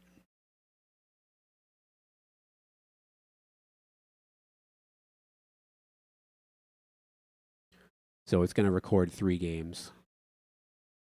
So we just got to wait it out.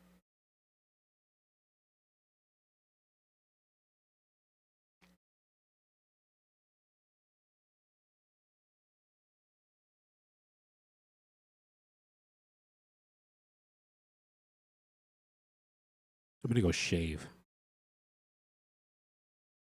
When the game switches, it's not going to switch the window because it's technically a different window. So maybe I'll wait for this game to end. I'll switch the window and then I'll run to go shave during game 2. I could probably finish before this game ends. I don't remember how many turns it was. I do remember Starmie getting self-wrecked in game 1 by just getting hit by Rocky Helmet over and over again. Like that. All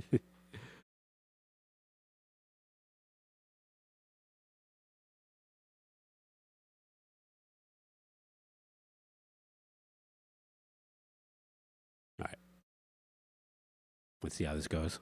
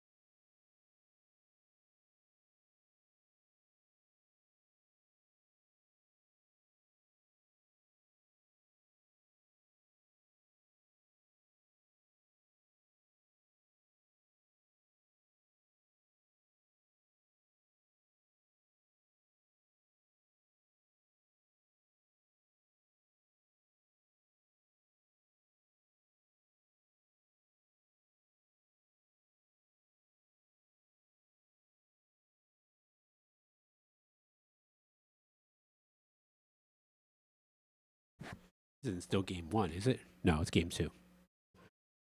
Oh, and you can still see it. How did that happen? Oh, okay, yeah, because I set it to do the beginning of the window name instead of the entire window name.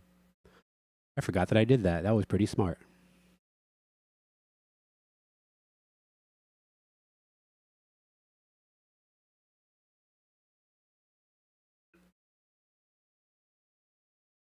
So for all I know, this could be game 3. I hope it's game 3.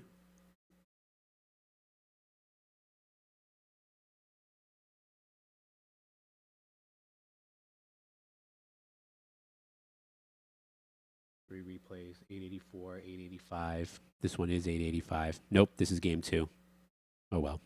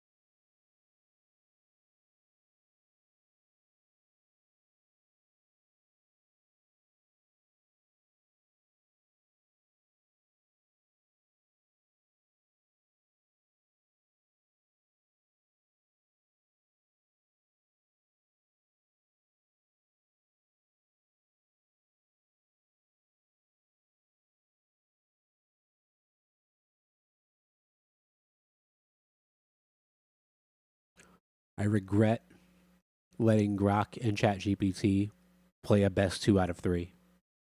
Good lord.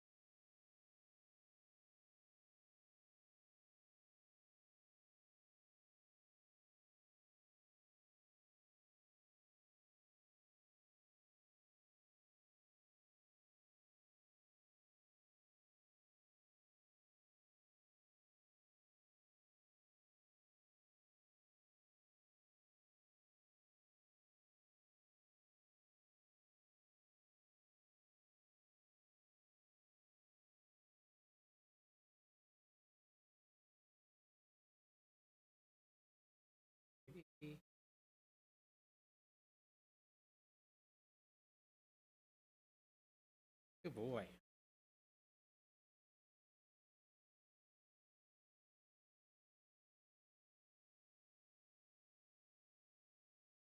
Oops. boy.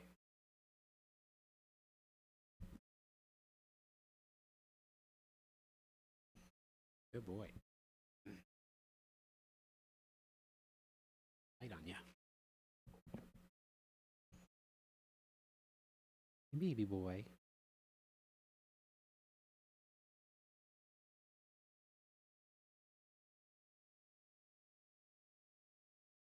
Hey, baby boy.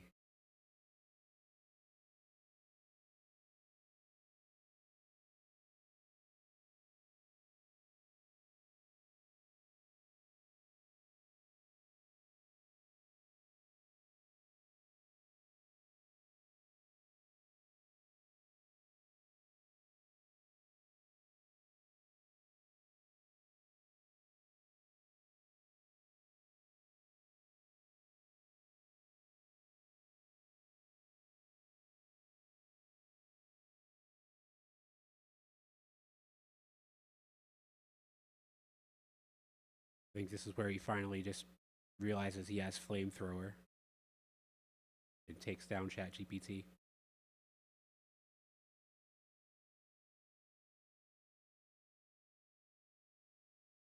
No. Okay, the next turn he uses flamethrower.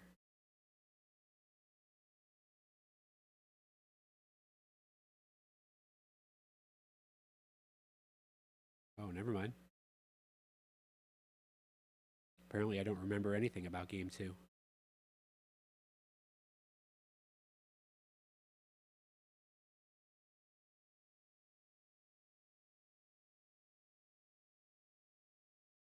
Oh, yeah, okay. There's the flamethrower. Bye-bye.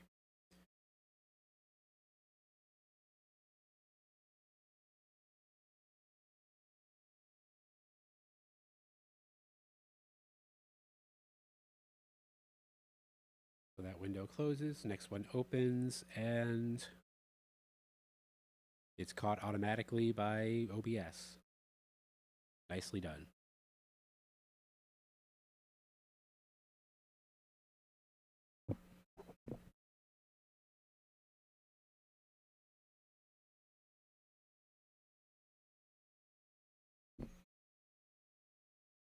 Sorry, baby.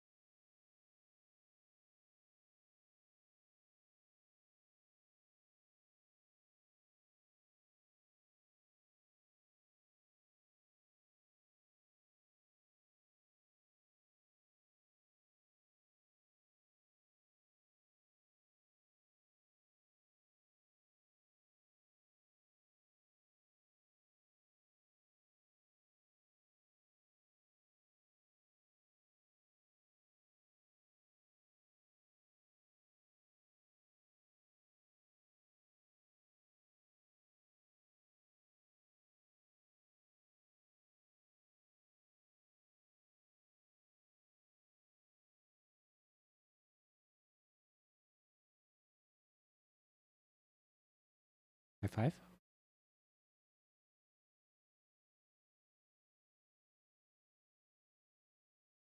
Oh, he's a sleepy baby. He's trying not to doze off.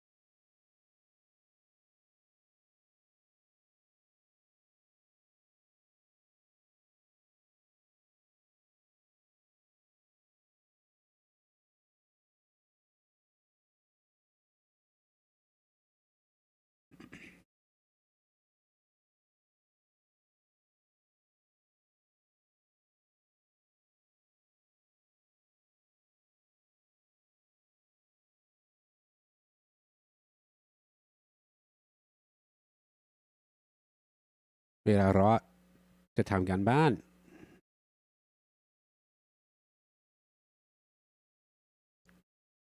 เลือกความหมาย เลือกความหมายที่ถูกต้องของคำที่ฉีดเส้นได้ฉีดเส้นใต้ Oh, I don't have genuine office. Yep, damn right. And I never will.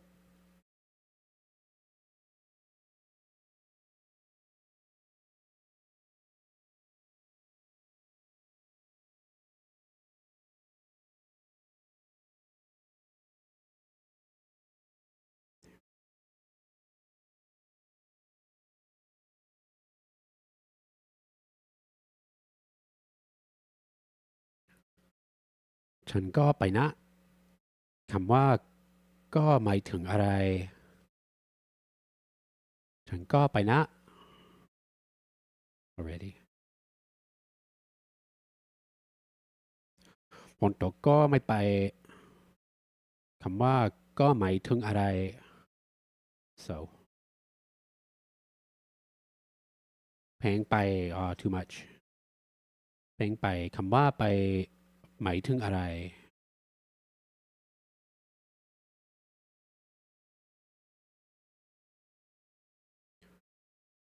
ข้อที่สี่ fourth question ข้อที่สี่ ฉันเริ่มไปแล้วคำว่าไปหมายถึงอะไรหมายถึงอะไร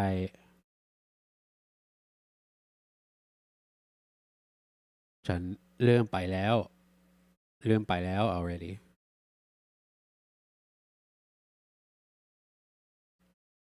กินดูคำว่าดูหมายถึงอะไรหมายถึงอะไรหมายถึงอะไรกินดู like this ดูเด็กคำว่าดูหมายถึงอะไรดูเด็กไม่รู้เด็กเรียกว่าอะไร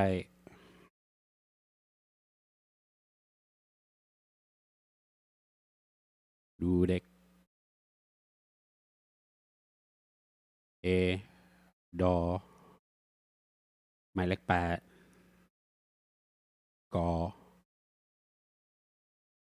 เด็กโอ้เหมือนเด็ก I didn't realize that deck had a short side on it. I thought it was without. All right, well, I got to actually write this out later on. But yeah, enough of my homework.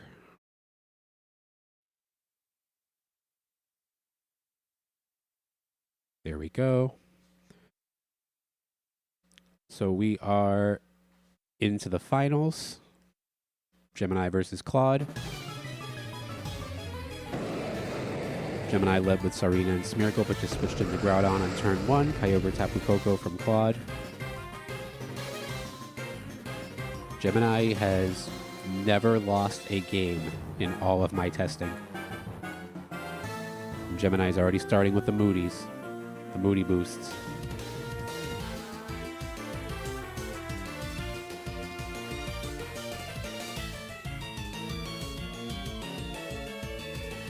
Smeargle with a substitute to get another Moody off, at least one. Precipice Wave, oh dear. You did not want to see that. Alakazam in. Smeargle still has a substitute, can take one more Moody.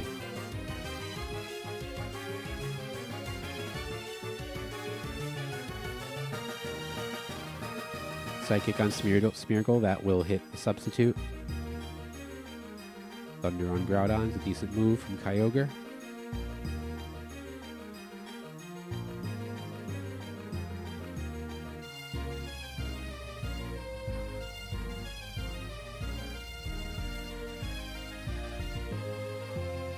Smeargle Baton passes out.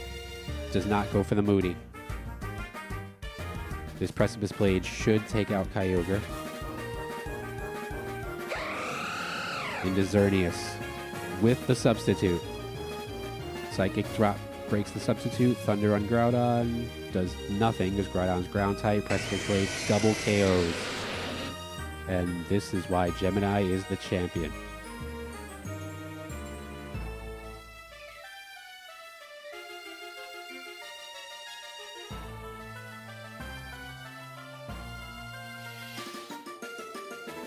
So he's going to try Brave Bird. Geomancy, completely unnecessary.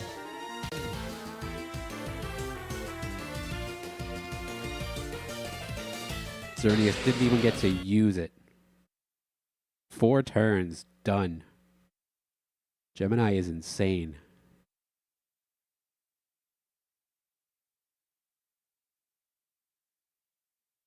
There's game 2. Look how quick that was. Gemini does not fuck around. Smeargle Serena, and I believe the purpose of this was to switch Groudon on turn 1 like he did in the first game to set the weather in case Kyogre was out. So Claude's going to move Focus Miss on Serena. Thunderbolt on Smeargle. Smeargle's going to protect the way. Serena using Double Team. And there's your Moody Boost. Serena gets another Double Team off. Ooh, survived it! And gets the Synthesis off. So Smeargle, you got the substitute. You can take another turn for a Moody Boost. So they're gonna target. They're gonna target across from each other, or diagonally across. Smeargle's gonna protect the substitute. Serena goes down with a Thunderbolt. Oh, that's unfortunate.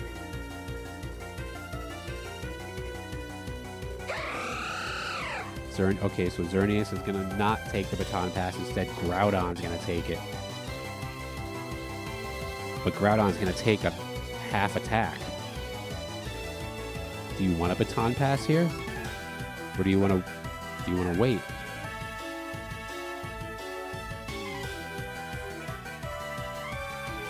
Psychic and Dazzling Gleam on Haiku's side. I think this is the first time I've ever seen. Yeah, he doesn't baton pass. He just goes into Groudon because he doesn't want to give Groudon half attack, even if it means a speed boost. Ooh, this is rough. I've never seen Gemini lose a game. Not even a match, a game. Gemini has never lost a game. All right, it's 2-on-2.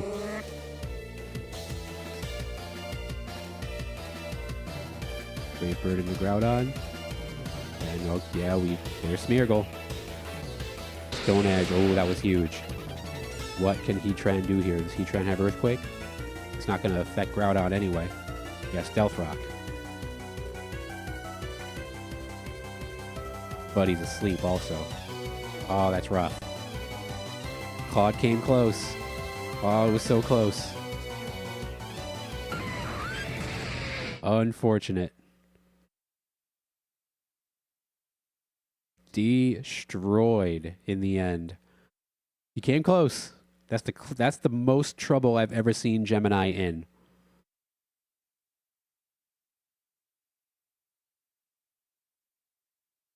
That's the closest I've seen anyone to actually beating Gemini. Got him down to his last 2, and they both had less than half health. There's your match end. We're doing the match recordings now in the background, which you can see if I switch here. Oh, that's my tie homework. I promise the games are recording.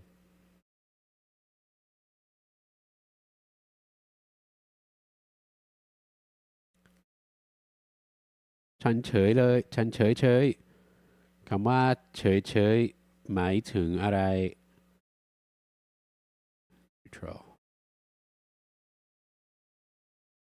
นั่งเรื่องนี้เฉยเฉยคำว่าเฉยเฉยหมายถึงอะไร so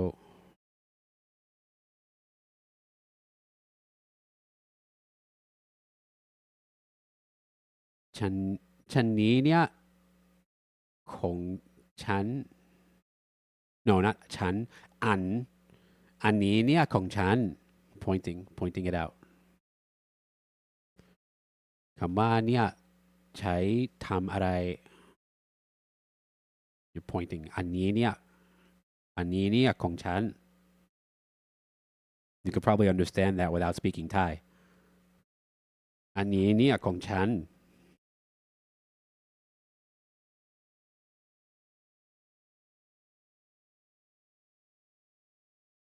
ทำให้ช้าเนี่ยทำไมช้าเนี่ย complaining ทำไมช้าเนี่ยอ๋อใช้ไม่ได้ทำไมช้าเนี่ย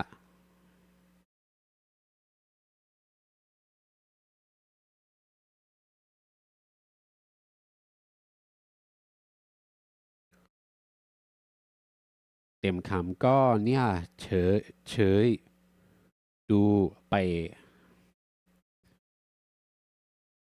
ถ้ากินข้าวก็ก็ลองกินดู I see I used two of them there ก็ and ดู I could try to get three in there ถ้าหิวเนี่ยก็กินดูก็กินไป I used four ลองชิมดูลองชิมดูเนี่ยก็ลองชิมดูเนี่ยก็ลองกินดูก็ก็ลองก็ลองก็ลองชิมดูเนี่ย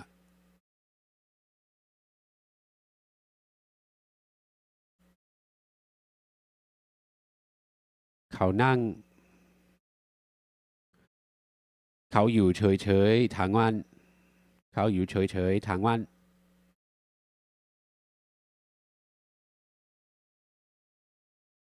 นี่เนี่ยอร่อยมากนี่เนี่ยนี่เนี่ยอร่อยมากก็นี่เนี่ยอร่อยมากเพราะผมเดินไปคุยไป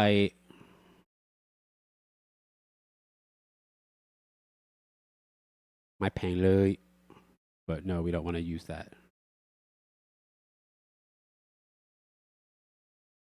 ก็ก็แพงก็ถูกก็ถูกเงินเงินหายไป seem tired ดูดูเหนื่อยดูเหนื่อยก็ดูเหนื่อยก็ดูเนี่ยเหนื่อย no you can't use Nia there there's no reading in this homework got an easy assignment this time don't tell Mickey don't tell crew Mickey อย่าบอกอย่าบอกครูมิกกี้มิกกี้ขอโทษกันบ้านไม่หมูหมูกันบ้านหินมาก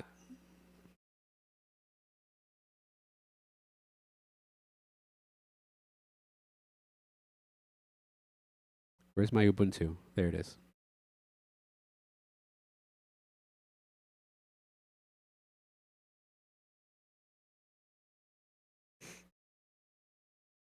she's making up for the last homework assignment the assignment before this one was super hard 2 pages of writing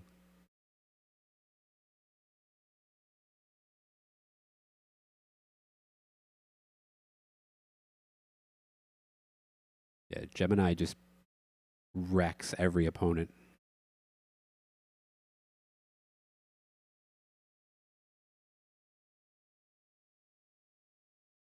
and So far in every test, Gemini, even in best 2 out of 3, Gemini still has not lost a game in all of my testing. That might be the first time I've ever seen Gemini with 2 fainted Pokemon.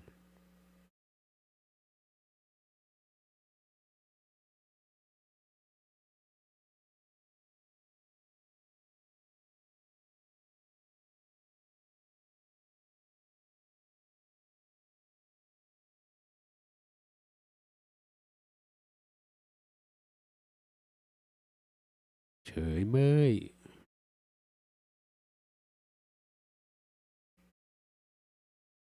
This game 1 or game 2? This is game 2.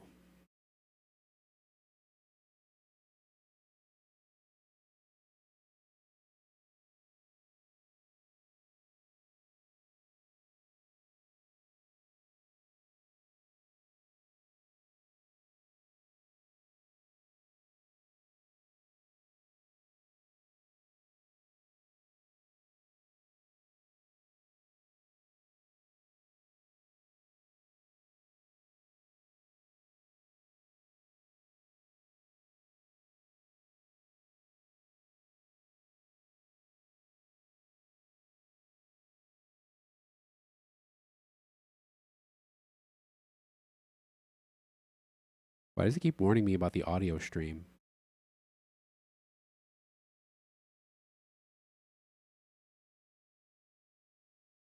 Yeah, audio works fine.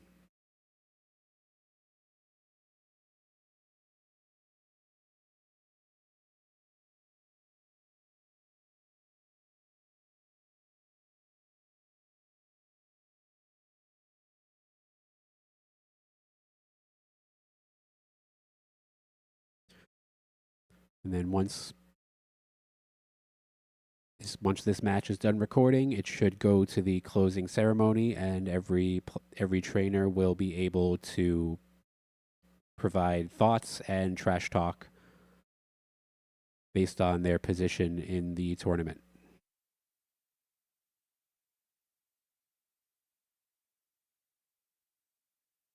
All right, so video done recording. We are now at the tournament round end. There is Claude. Tournament recap, back-to-back champion, still has not lost a single game. Tournament ends. Did we not get trash talk? Oh, no, it's asking ChatGPT now. And ChatGPT finished 4th, so that makes sense.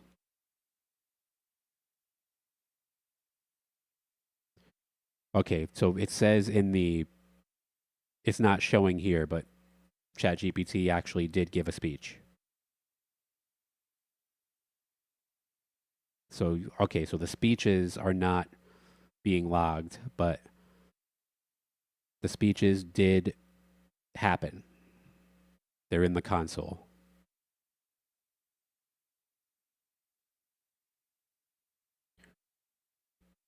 All right, tournament complete.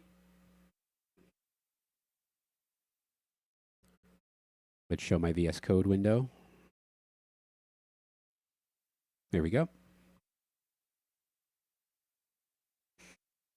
I am going to, let's see, I have my video. I have to run my audio script. So let's jump into the config, make sure we're using Google as the audio provider because this is only a test. So I don't want to waste tokens on 11 Labs, which is way more expensive than Google. And I am going to, can you see my, no, you can't.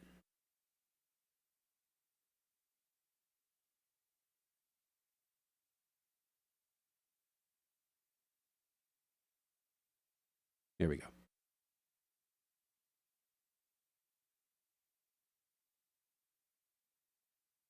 Actually, you don't need to see it. You can see the result anyway.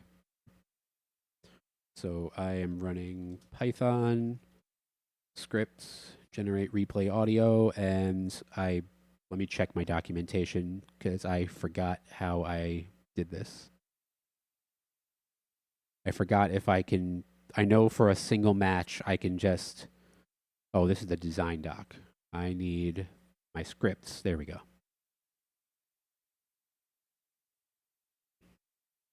Where's my audio? I can never remember what I do. So single tournament, requires a path. All matches in a tournament, okay, requires a path.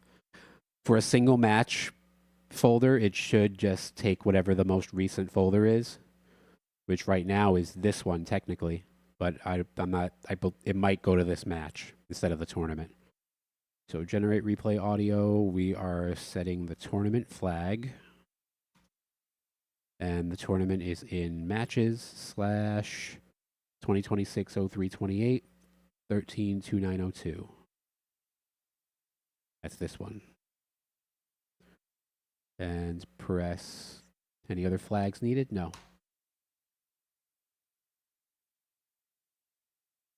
And there we go. Generating the audio files for the thoughts and the trash talk for all the players and for the commentator. So this is the draft sequence. It's doing all the tournament level sequences first. So the commentary related to tournaments, to the draft, the round start, the round end, the finals, the trash talk. So that's what you just saw there, ceremony rank. Now it's doing all the audio for the third place match. So you see there's game 1 each turn with the commentary.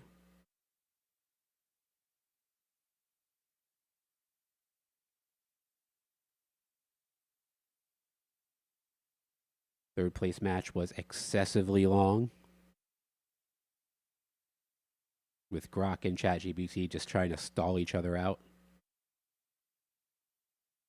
It's still generating audio for game 1. That's how long game 1 was. There's game 2.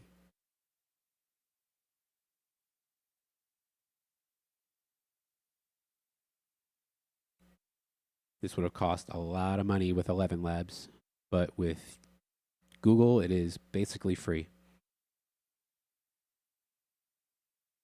First million characters per month are free, whereas my subscription for 11 Labs only includes, I think, like 200,000 characters or 100,000 characters.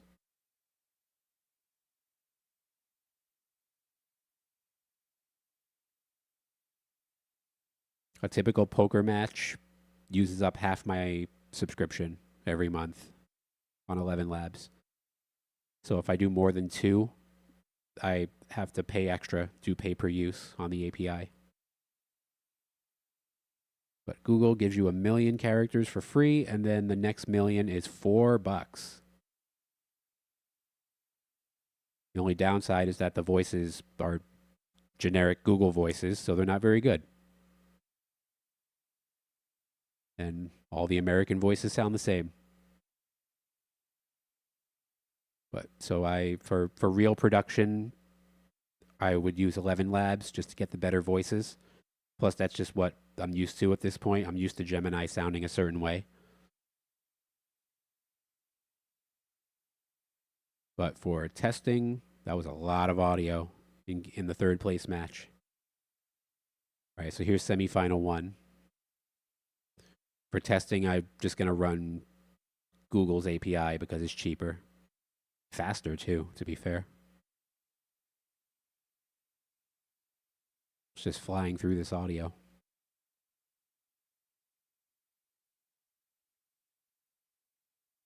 There's game 2. This was Gemini and Grok, so yeah, these matches. Here's semifinal 2. The Gemini matches tend to be fast. Gemini does not screw around.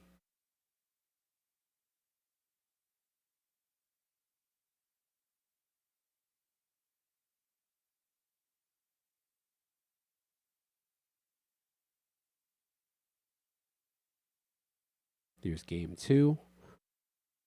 I believe the semifinals was a sweep. Yeah. Did it already do the final? I missed it. Oh, because it was so fast. The final was so quick. I didn't even see the audio get generated.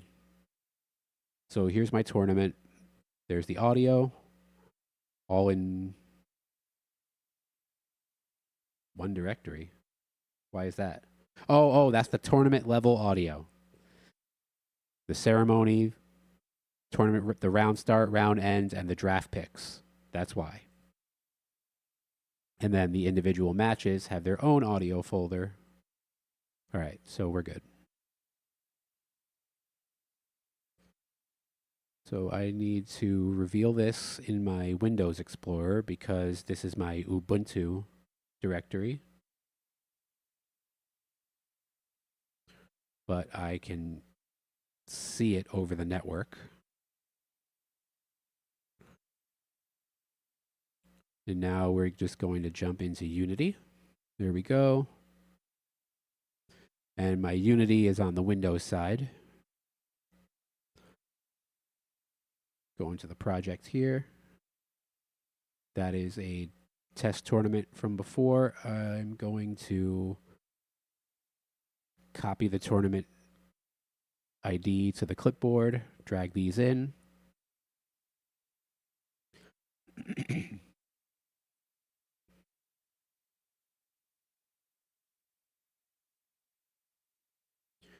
And the front end is basically ready, so I should not need to make any additional changes here. And it's got to update the search index. Okay, at least it's letting me move. All right, so one thing I need to change in the scene for the stadium. I'm going to open up the stadium.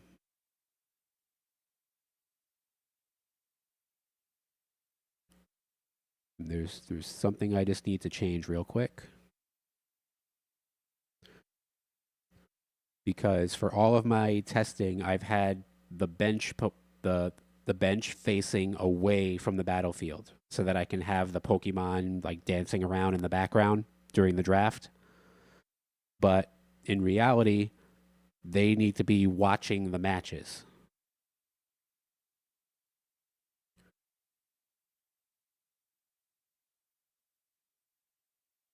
So if I go to my draft anchor here, the draft happens over there.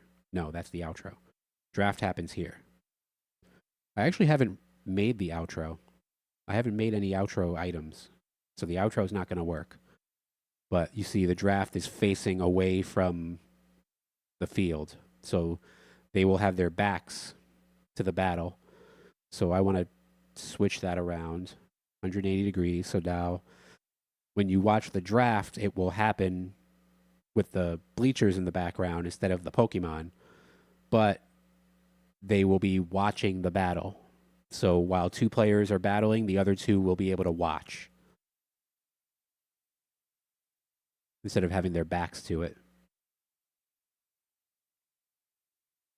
All right, come back to my main scene.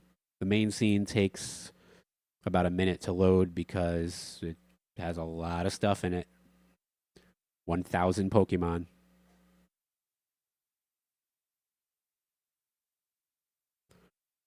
So it needs to load resources for the entire gallery.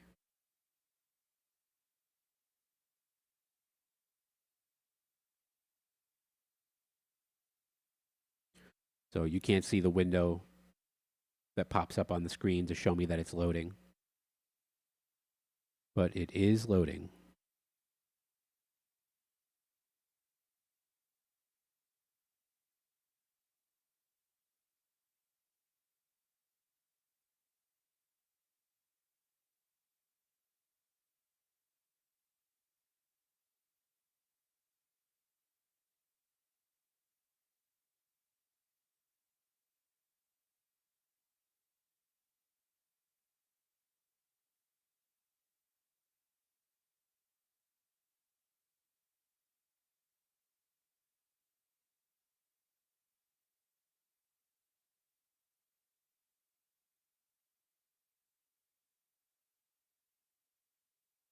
It's still loading.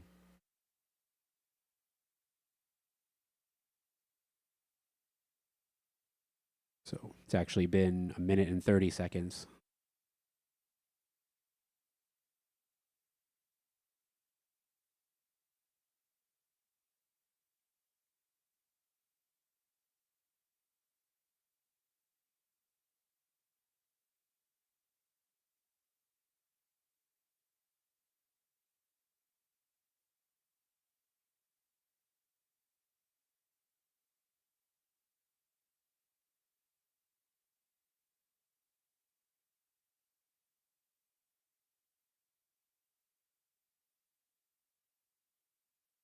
Okay. Loading complete. Turn off the gizmos. I already put the tournament ID in the clipboard, so set this to tournament reference, like that. Turn off the jump. So we just start at the beginning. Hit play.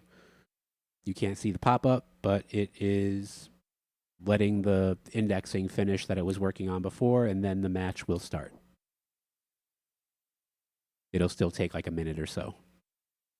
All right, there's another pop-up talking about how it's starting to load, so I'll just let it do its thing. Gonna go get some น้ำมะนาวสีชมพู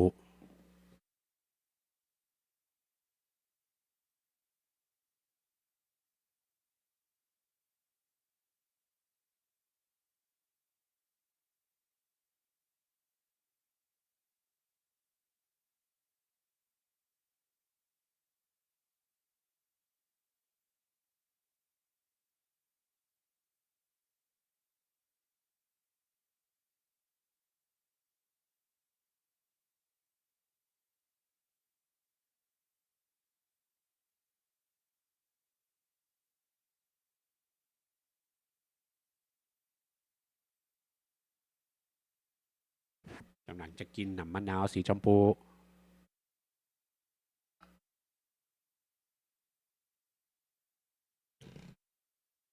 Okay.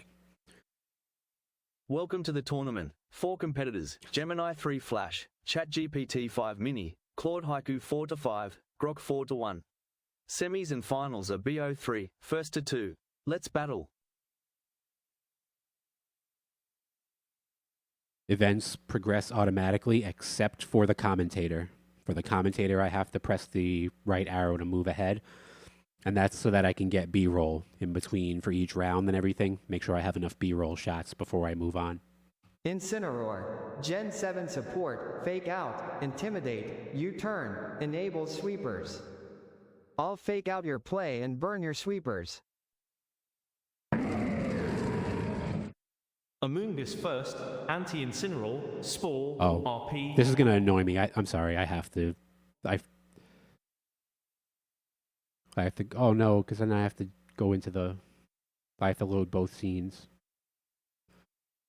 So save, go into the soccer scene. I usually run 2-player games, so the bars are. Oh, I could have done it in that scene. Yeah, I could have done it in the scene. So come back. Shit. Unloaded the scene for no damn reason. Oh, okay. It was quick.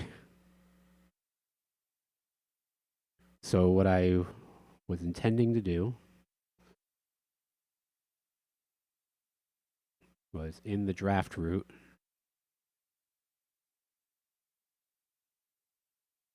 This one is already enabled. I want this one. What is that? Barricade B? Barricade A. Okay, so that's A. They're both, hold on. Oh, I labeled it, not in VG. Okay, that's what I wanted.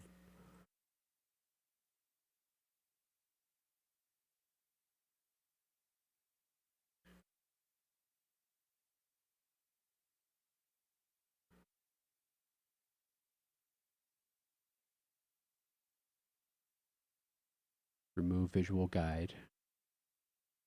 Come over to 3. Barricade B.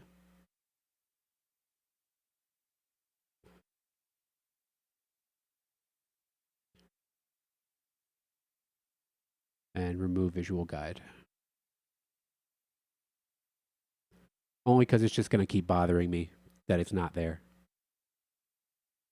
I want the barricades between the Pokemon so they don't try to fight in between matches. Can't have that. I don't want the trainers to try to fight each other either. So we got to have a barricade.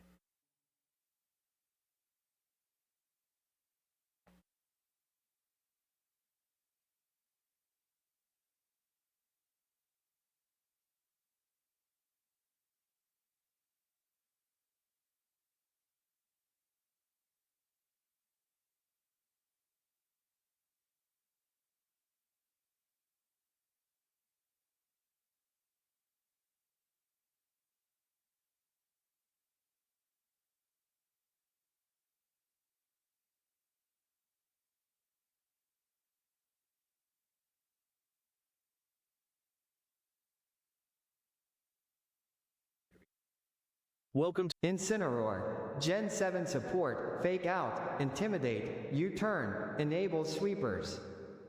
I'll fake out your play and burn your sweepers.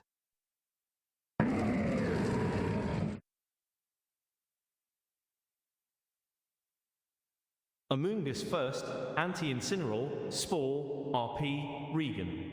Control team with Kartana, Tarpus. Incineroar, cute, but my Amoonguss is about to put your kitty to sleep permanently. Lando T counters their Incin, Amoonguss core with Intimidate and pivots.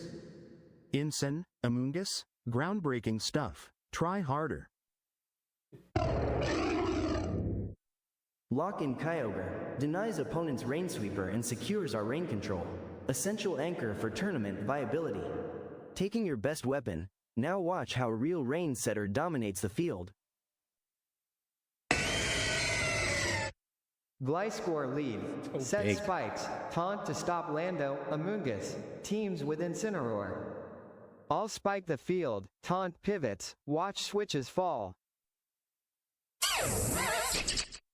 Op Rain, Kyo, Lando, plus Haas. Starmie RS per terabyte, sack Spore.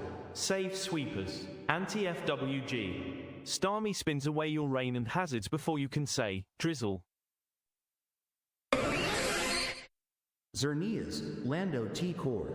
Need anti-redirection, priority checks next.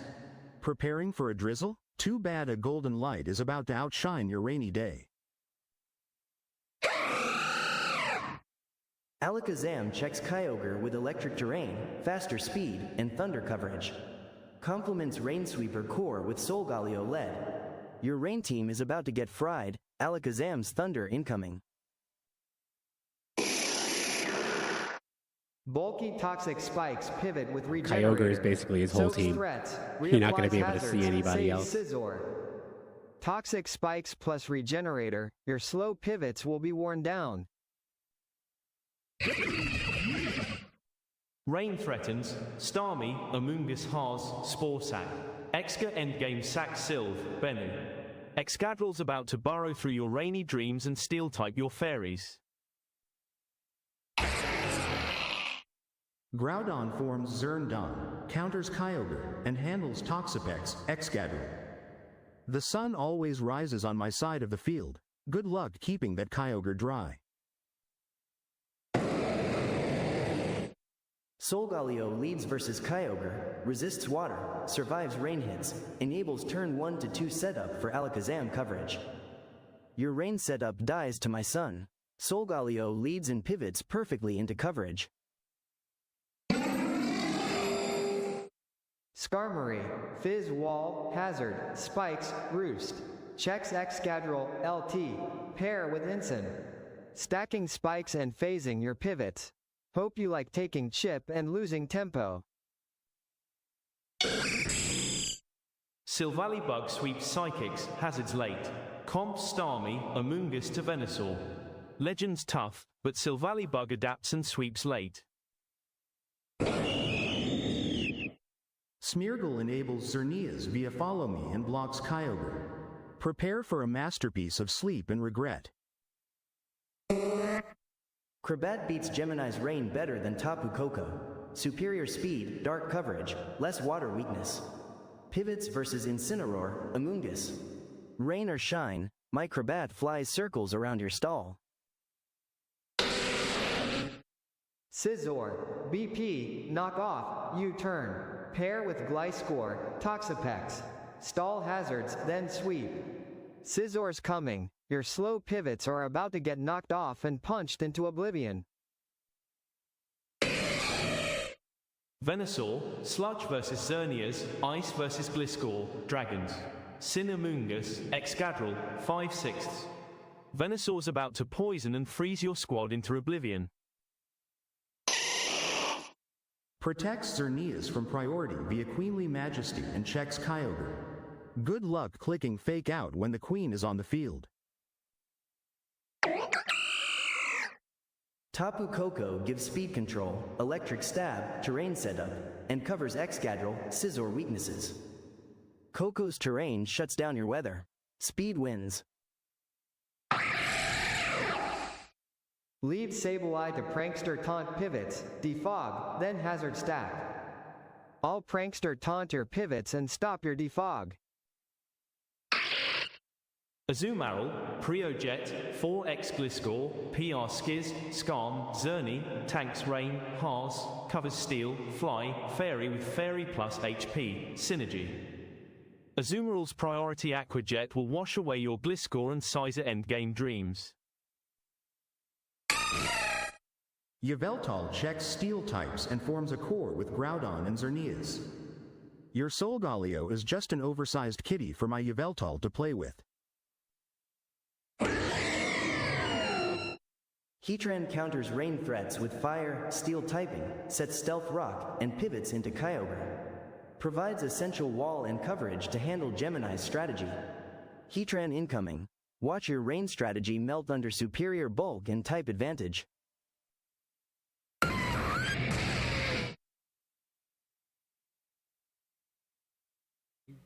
Set building does not contain this audio is not sent to the front end for any set building. That's why it's just skipping through all of them. Semi-finals are set. Gemini Flash vs Grok and Mini vs Haiku. Two-time champ defends. Two players chase their first final. It all starts now.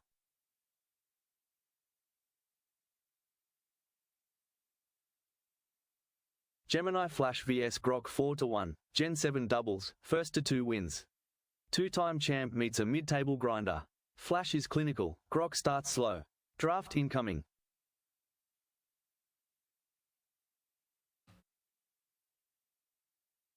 Intimidate plus Spore Pressure. Xerneas, Groudon for late game sweep. Starmie spins hazards. Amoonguss spores, redirects Fairy, grass, ground. Excadrill, Silvally sweep flyers, ground.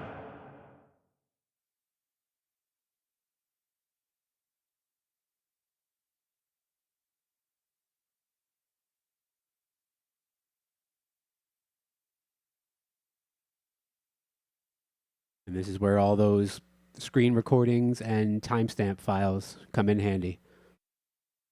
Because now the video on the screen knows when to start and when to stop.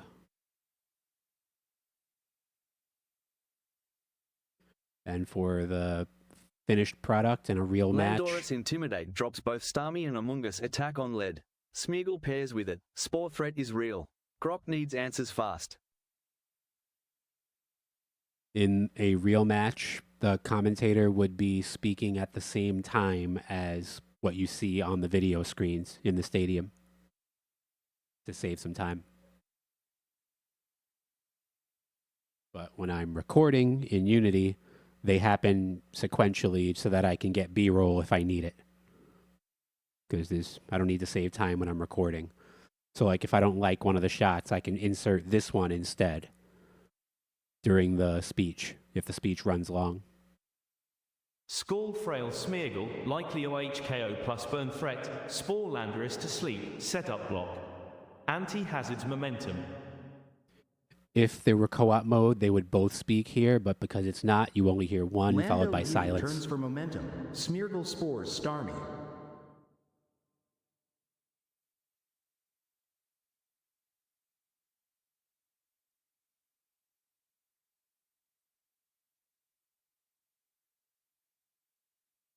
Fastest cat in the West.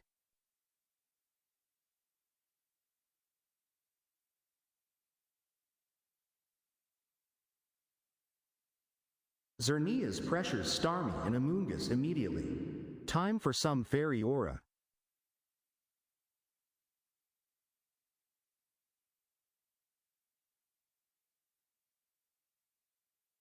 Sleep tight.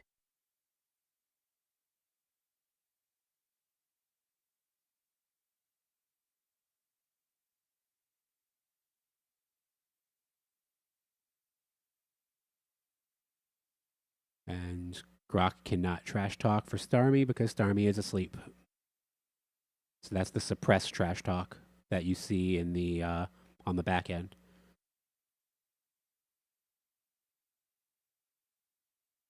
And then Grok just didn't have anything to say about Spore, apparently.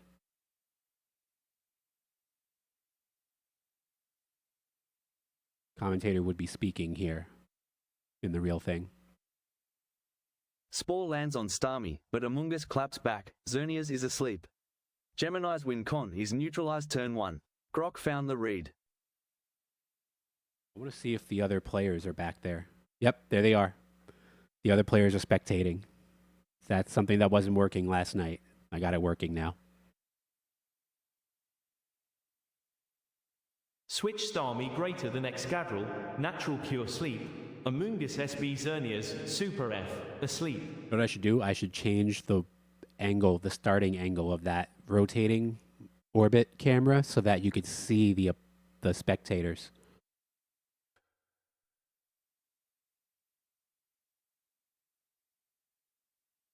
Xerneas stays to wake up. Smeargle subs to stall and fish for moody boosts.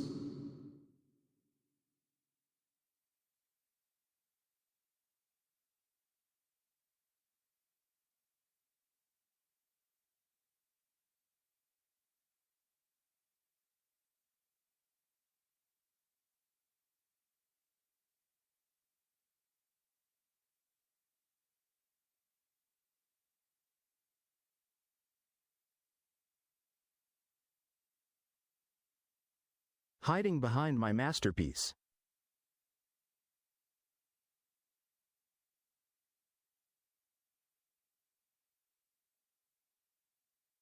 Fairy Dust, poisoned.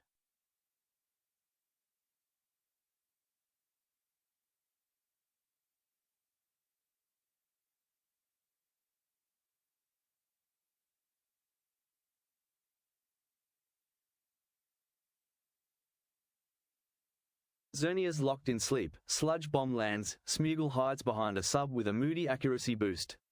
Excadrill's back. Gemini stalling for Geomancy. Clock is ticking.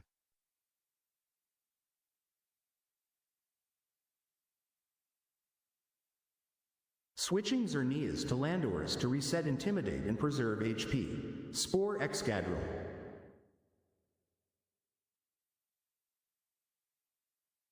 Sludge Co asleep Xerneas. Ironhead breaks Smeargle sub plus Co. Scarf locks wisely.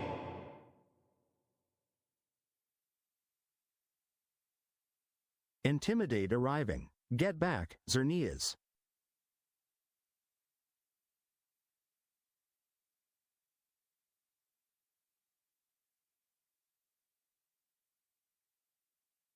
Steel Spike.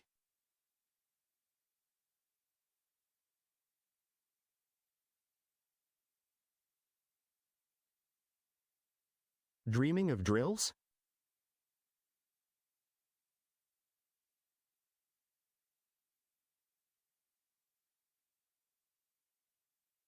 Poison Co.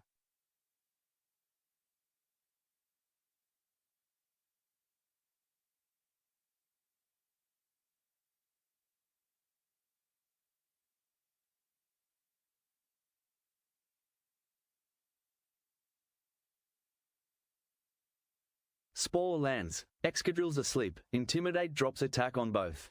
Moody boosts Smeargle's defense. Gemini's tempo play is paying off early.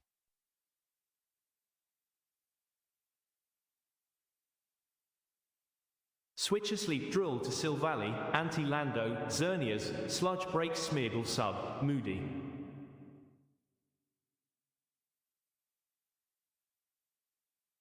Pivot to Groudon for pressure. Smeargle uses Protect to farm Moody Boost safely.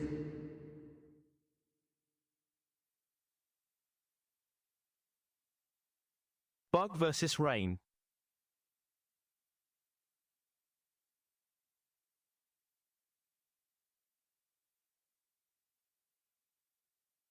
Just watching you from behind my shield and sub.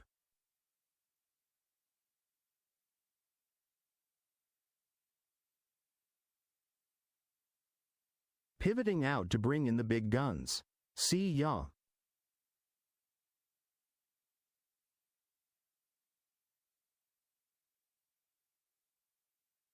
Groudon is healthy and counters Silvally and Amoonguss.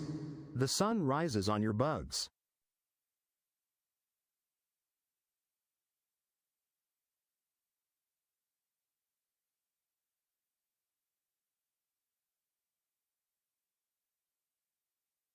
Sub-Poison.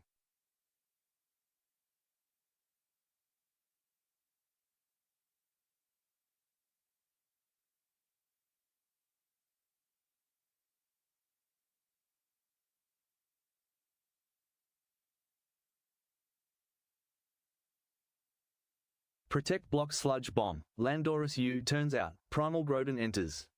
Moody fires. Special attack up sharply. Speed drops. Sun's up. Gemini holds board control.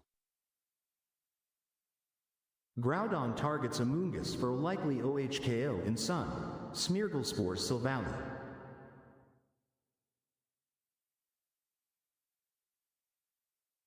Starmie 4X vs Groudon, Sun 2X. Sludge breaks Smeargle sub. Preserve Silvally.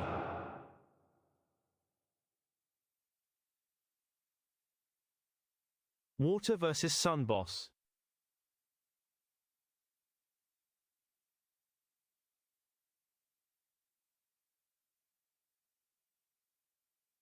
The sun rises on your fungi.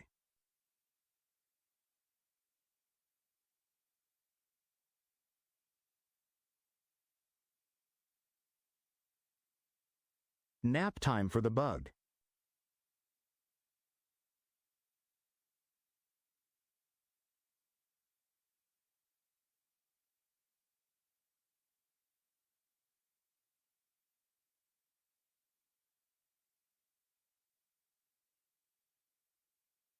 Healthy Silvally acts now versus Asleep Excadrill. Bug resists ground. Pressures boosted Smeargle, Groudon.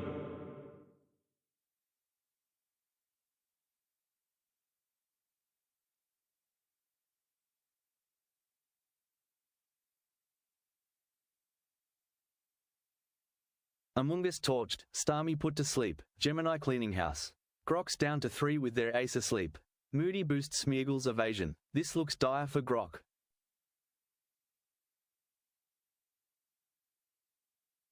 Groudon Fire Punch KOs Silvally. Smeargle uses Substitute for safety.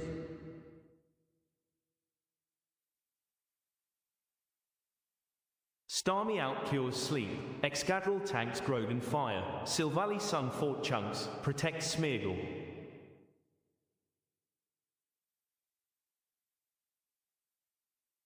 Tank the Sun.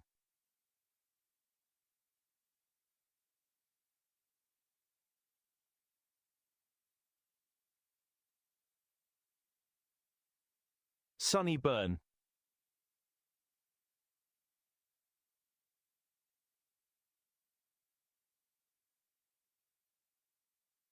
Sun's out, buds out.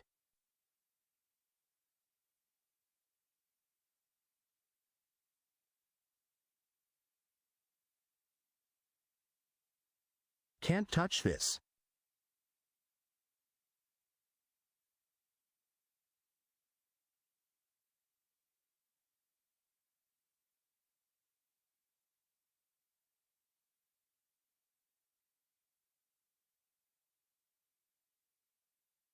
Only option left. Starmie Water hits Groudon hard despite Sun.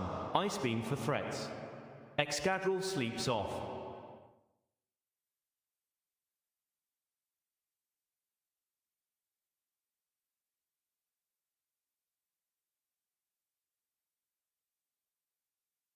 Flamethrower misses, Fire Punch erases Silvally. Smeagol's sub is up, Moody boosts accuracy. Grok is down to 2, Starmie and Excadrill against 4. This looks grim.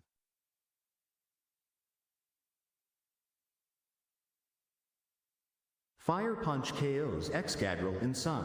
Spore disables Starmie while Smeargle has a sub.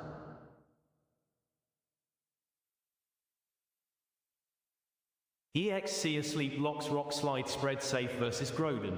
Starmie chips Groudon with Psychic neutral full power.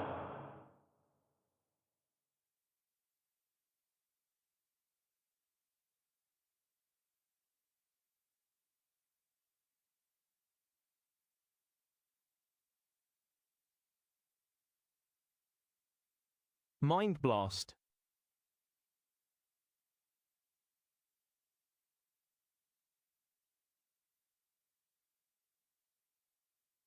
The sun is too hot for that steel.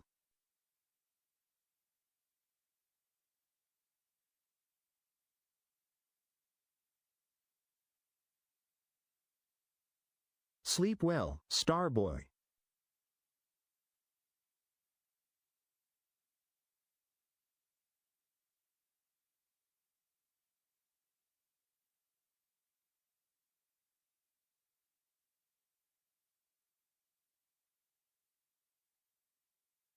Excadrill stays asleep, Fire Punch Cosset.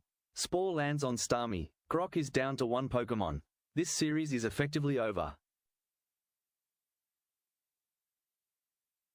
Asleep, no act. Psychic Groudon if wake, hit last turn. Scald Burn Alt. Starmie is the last threat, keeping it asleep while Groudon pressures.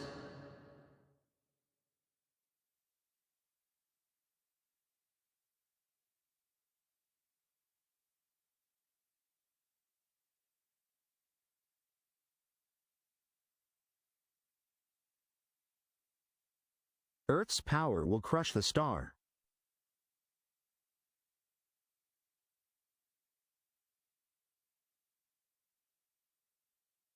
Sweet dreams, Starboy.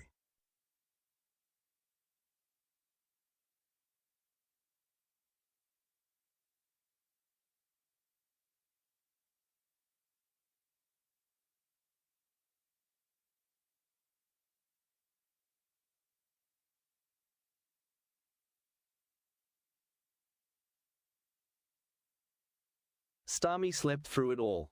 Precipice Blades nearly ends it, 5 HP remaining. Smeagol's Spore is redundant now. Grok is 1 hit from elimination. Asleep 9% Starmie last morn. Psychic Groudon for chunk if wakes. Likely co-loss. Groudon's Fire Punch is 100% accurate and will co-Starmie in the sun.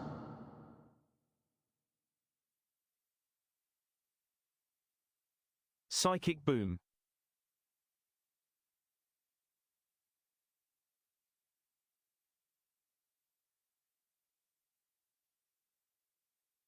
The sun sets on your star.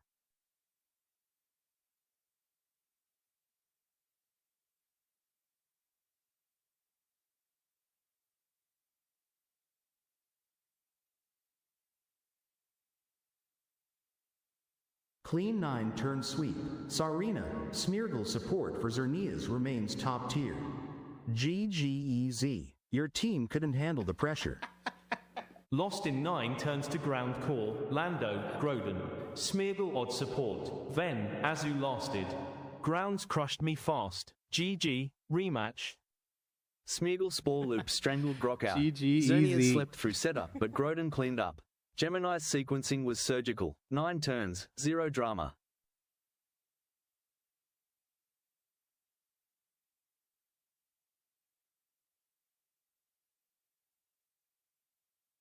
Amoonguss plus Starmie, Spore, Spin Hazards, Sleep Control. Azu Priority, Silvally Ice, Sludge versus Grounds, Fairy. Smeargle supports Xerneas setup. Groudon and Landorus provide physical cleanup.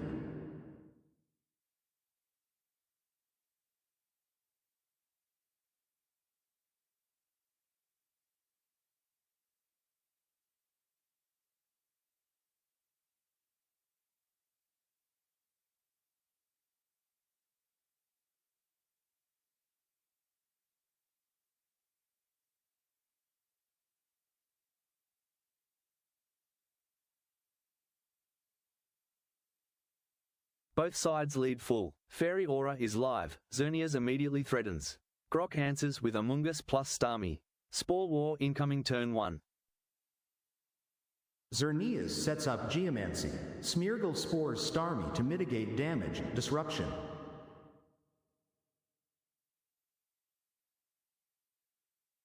Spore stops Smeargle hazards, setup. Scald pressures Xerneas, burn chance. Where's Executor? Powering up for the sweep. Oh, there he is, way over there.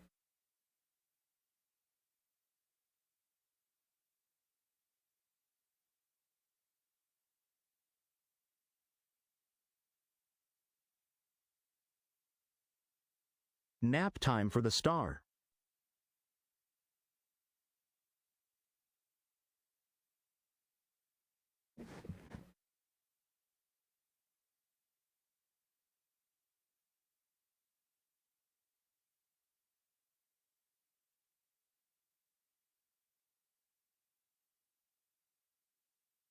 Nap time, Smeargle.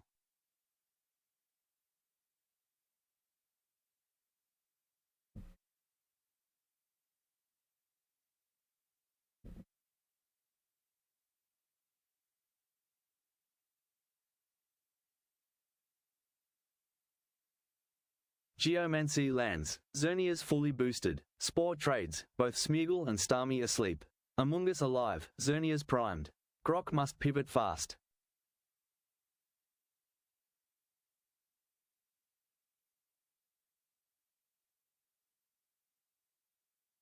Xerneas at +2 should target Amoonguss to prevent Spore, clear Smog. Groudon sets Sun.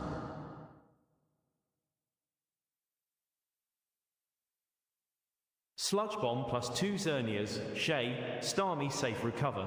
Pressure setup threat.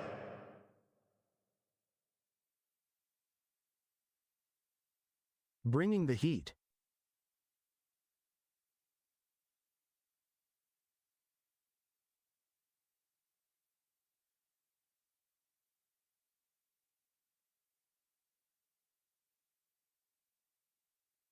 Feel the aura's power.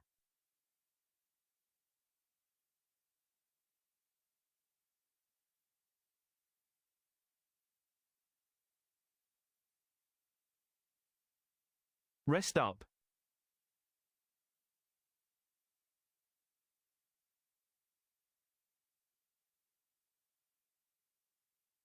Sludge for Fairy.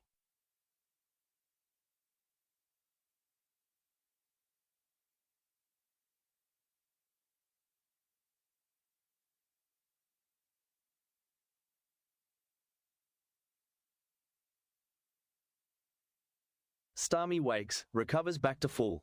Amoonguss chips Xerneas but Black Sludge kept it alive. Groudon's in now. Grok must be worried about Eruption.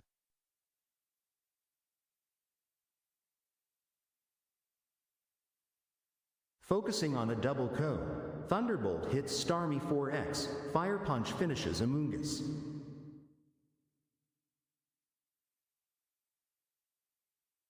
Redirect Fairy to Amoonguss, resists, Starmie 4x scalds Groudon, Sun weak but Chunk plus burn.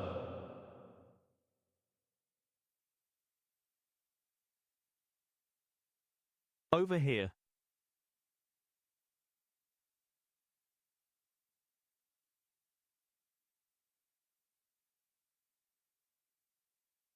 Shocking coverage for a star.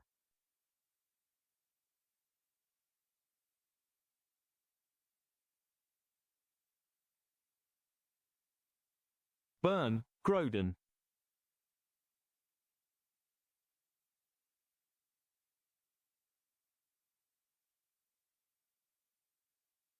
Sun boosted heat coming through.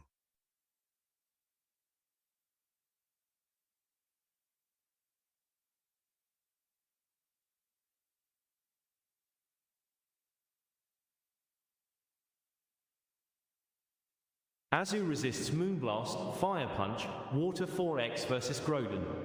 Pairs with Starmie, preserve Silvally late.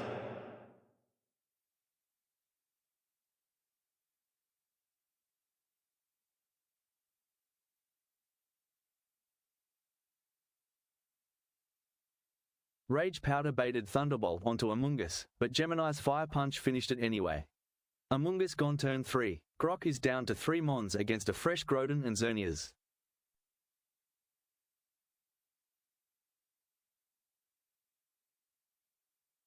Desolate Land negates water moves. Xerneas outspeeds and KOs Starmie with T-Bolt.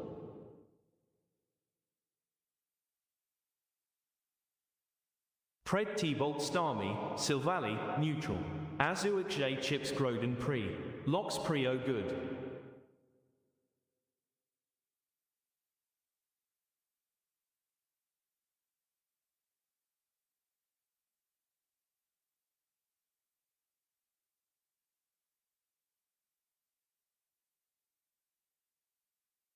Jet the Primal.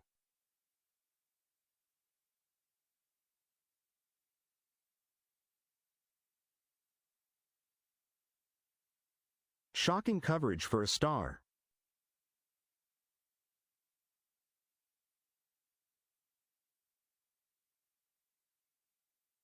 The sun burns and the earth breaks.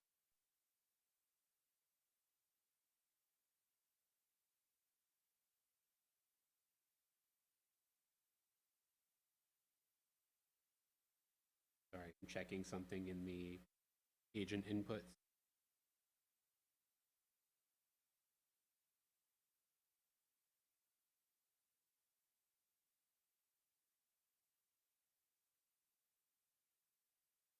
Yeah, they're not told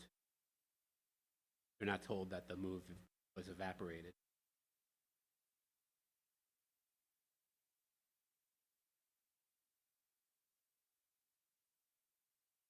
Last choice, Starmie resists FP, spins Haas, Scalds Grow. Plus Azu versus XE, GR.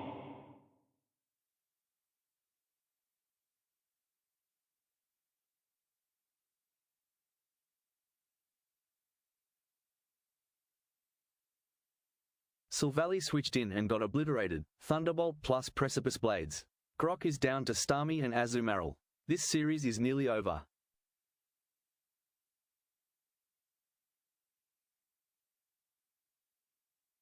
Xerneas is boosted and Desolate Land nullifies their water moves. Cleaning up.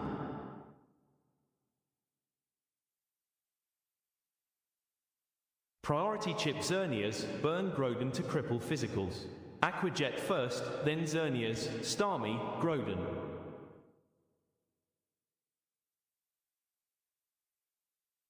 Jet the Fairy.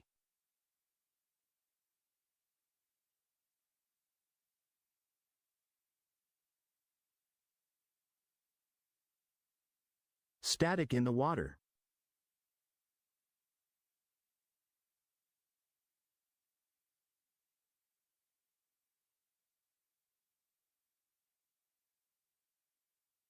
The ground trembles.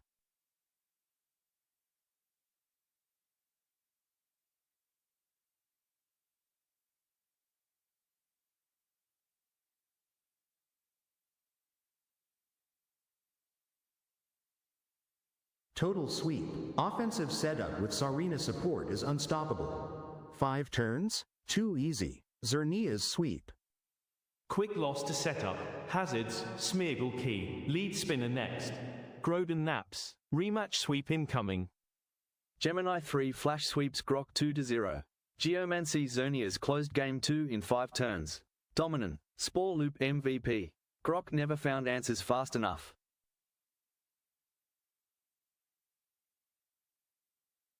Semis Game 2. ChatGPT 5 Mini vs Claude Haiku 4-5. Gen 7 doubles, first to 2 wins.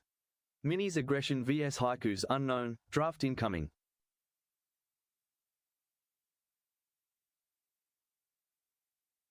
Lead Incineroar plus Gliscor. Fake Out, Intimidate plus Taunt, Pressure, Toxapex, Scizor Bench.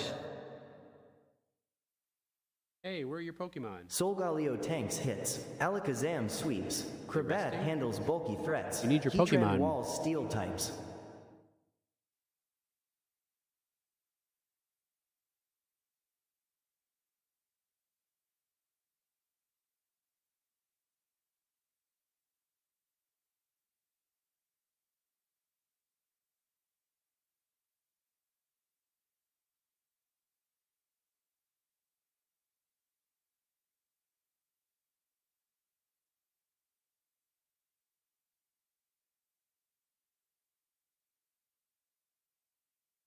Intimidate drops Alakazam's attack on lead. Gliscor Incineroar vs Solgaleo Alakazam. Psychic and Steel stare down Darkened Ground. Turn. One more thing I want to check before I wrap up the stream. I want to make sure my ability to jump between matches works. I'm doing it by match ID, so I need to know the match ID. Hang on.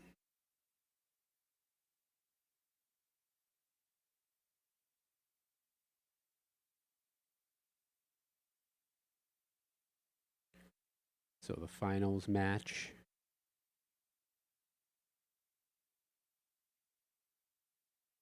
has this match ID. Jump to that. We'll see if it works.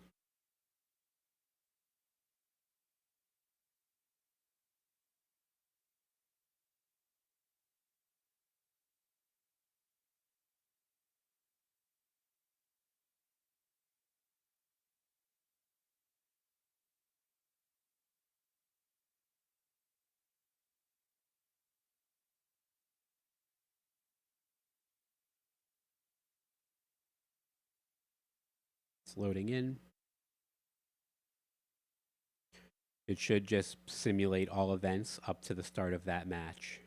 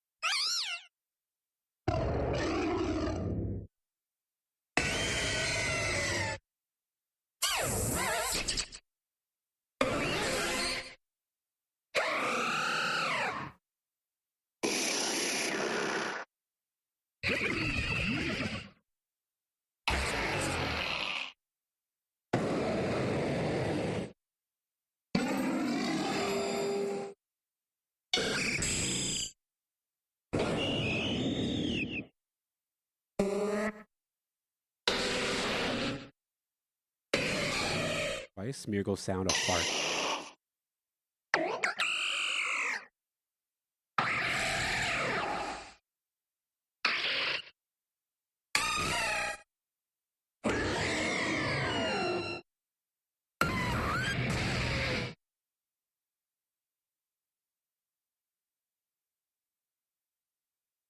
Yep, it's just simulating its way through all of the events up to the finals.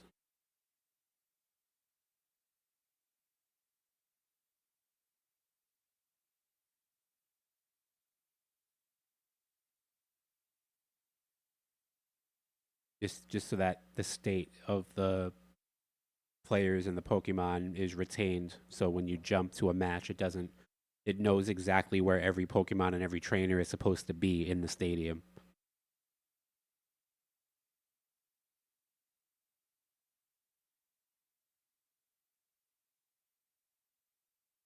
Finals are here. Gemini 3 Flash. Okay, 4 it straight works. wins. Methodical and suffocating.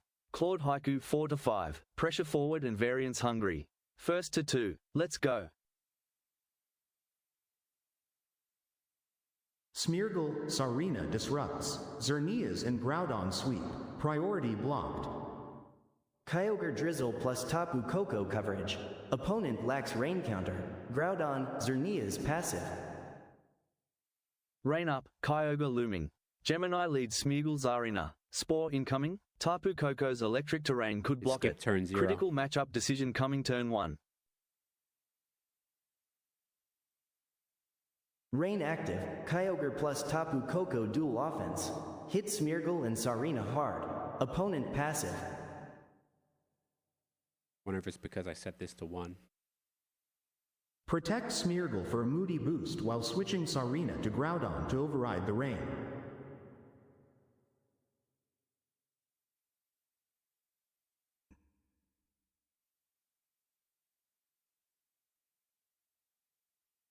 Clearing the rain for a bit. Scouting and getting a boost. Dual offense now. Rain boost incoming. Video didn't load. Groudon erases Primordial Sea, Sun's back. Smeargle protects through Hydro Pump, Moody fires, attack up, accuracy down. Thunderbolt eats Groudon instead, messy start.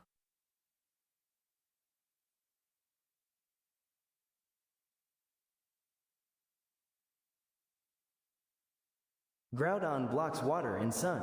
Ice Beam is super effective. Dazzling Gleam pressures both foes. Establish offense early.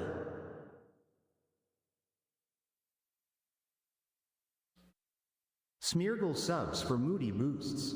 Groudon applies spread pressure.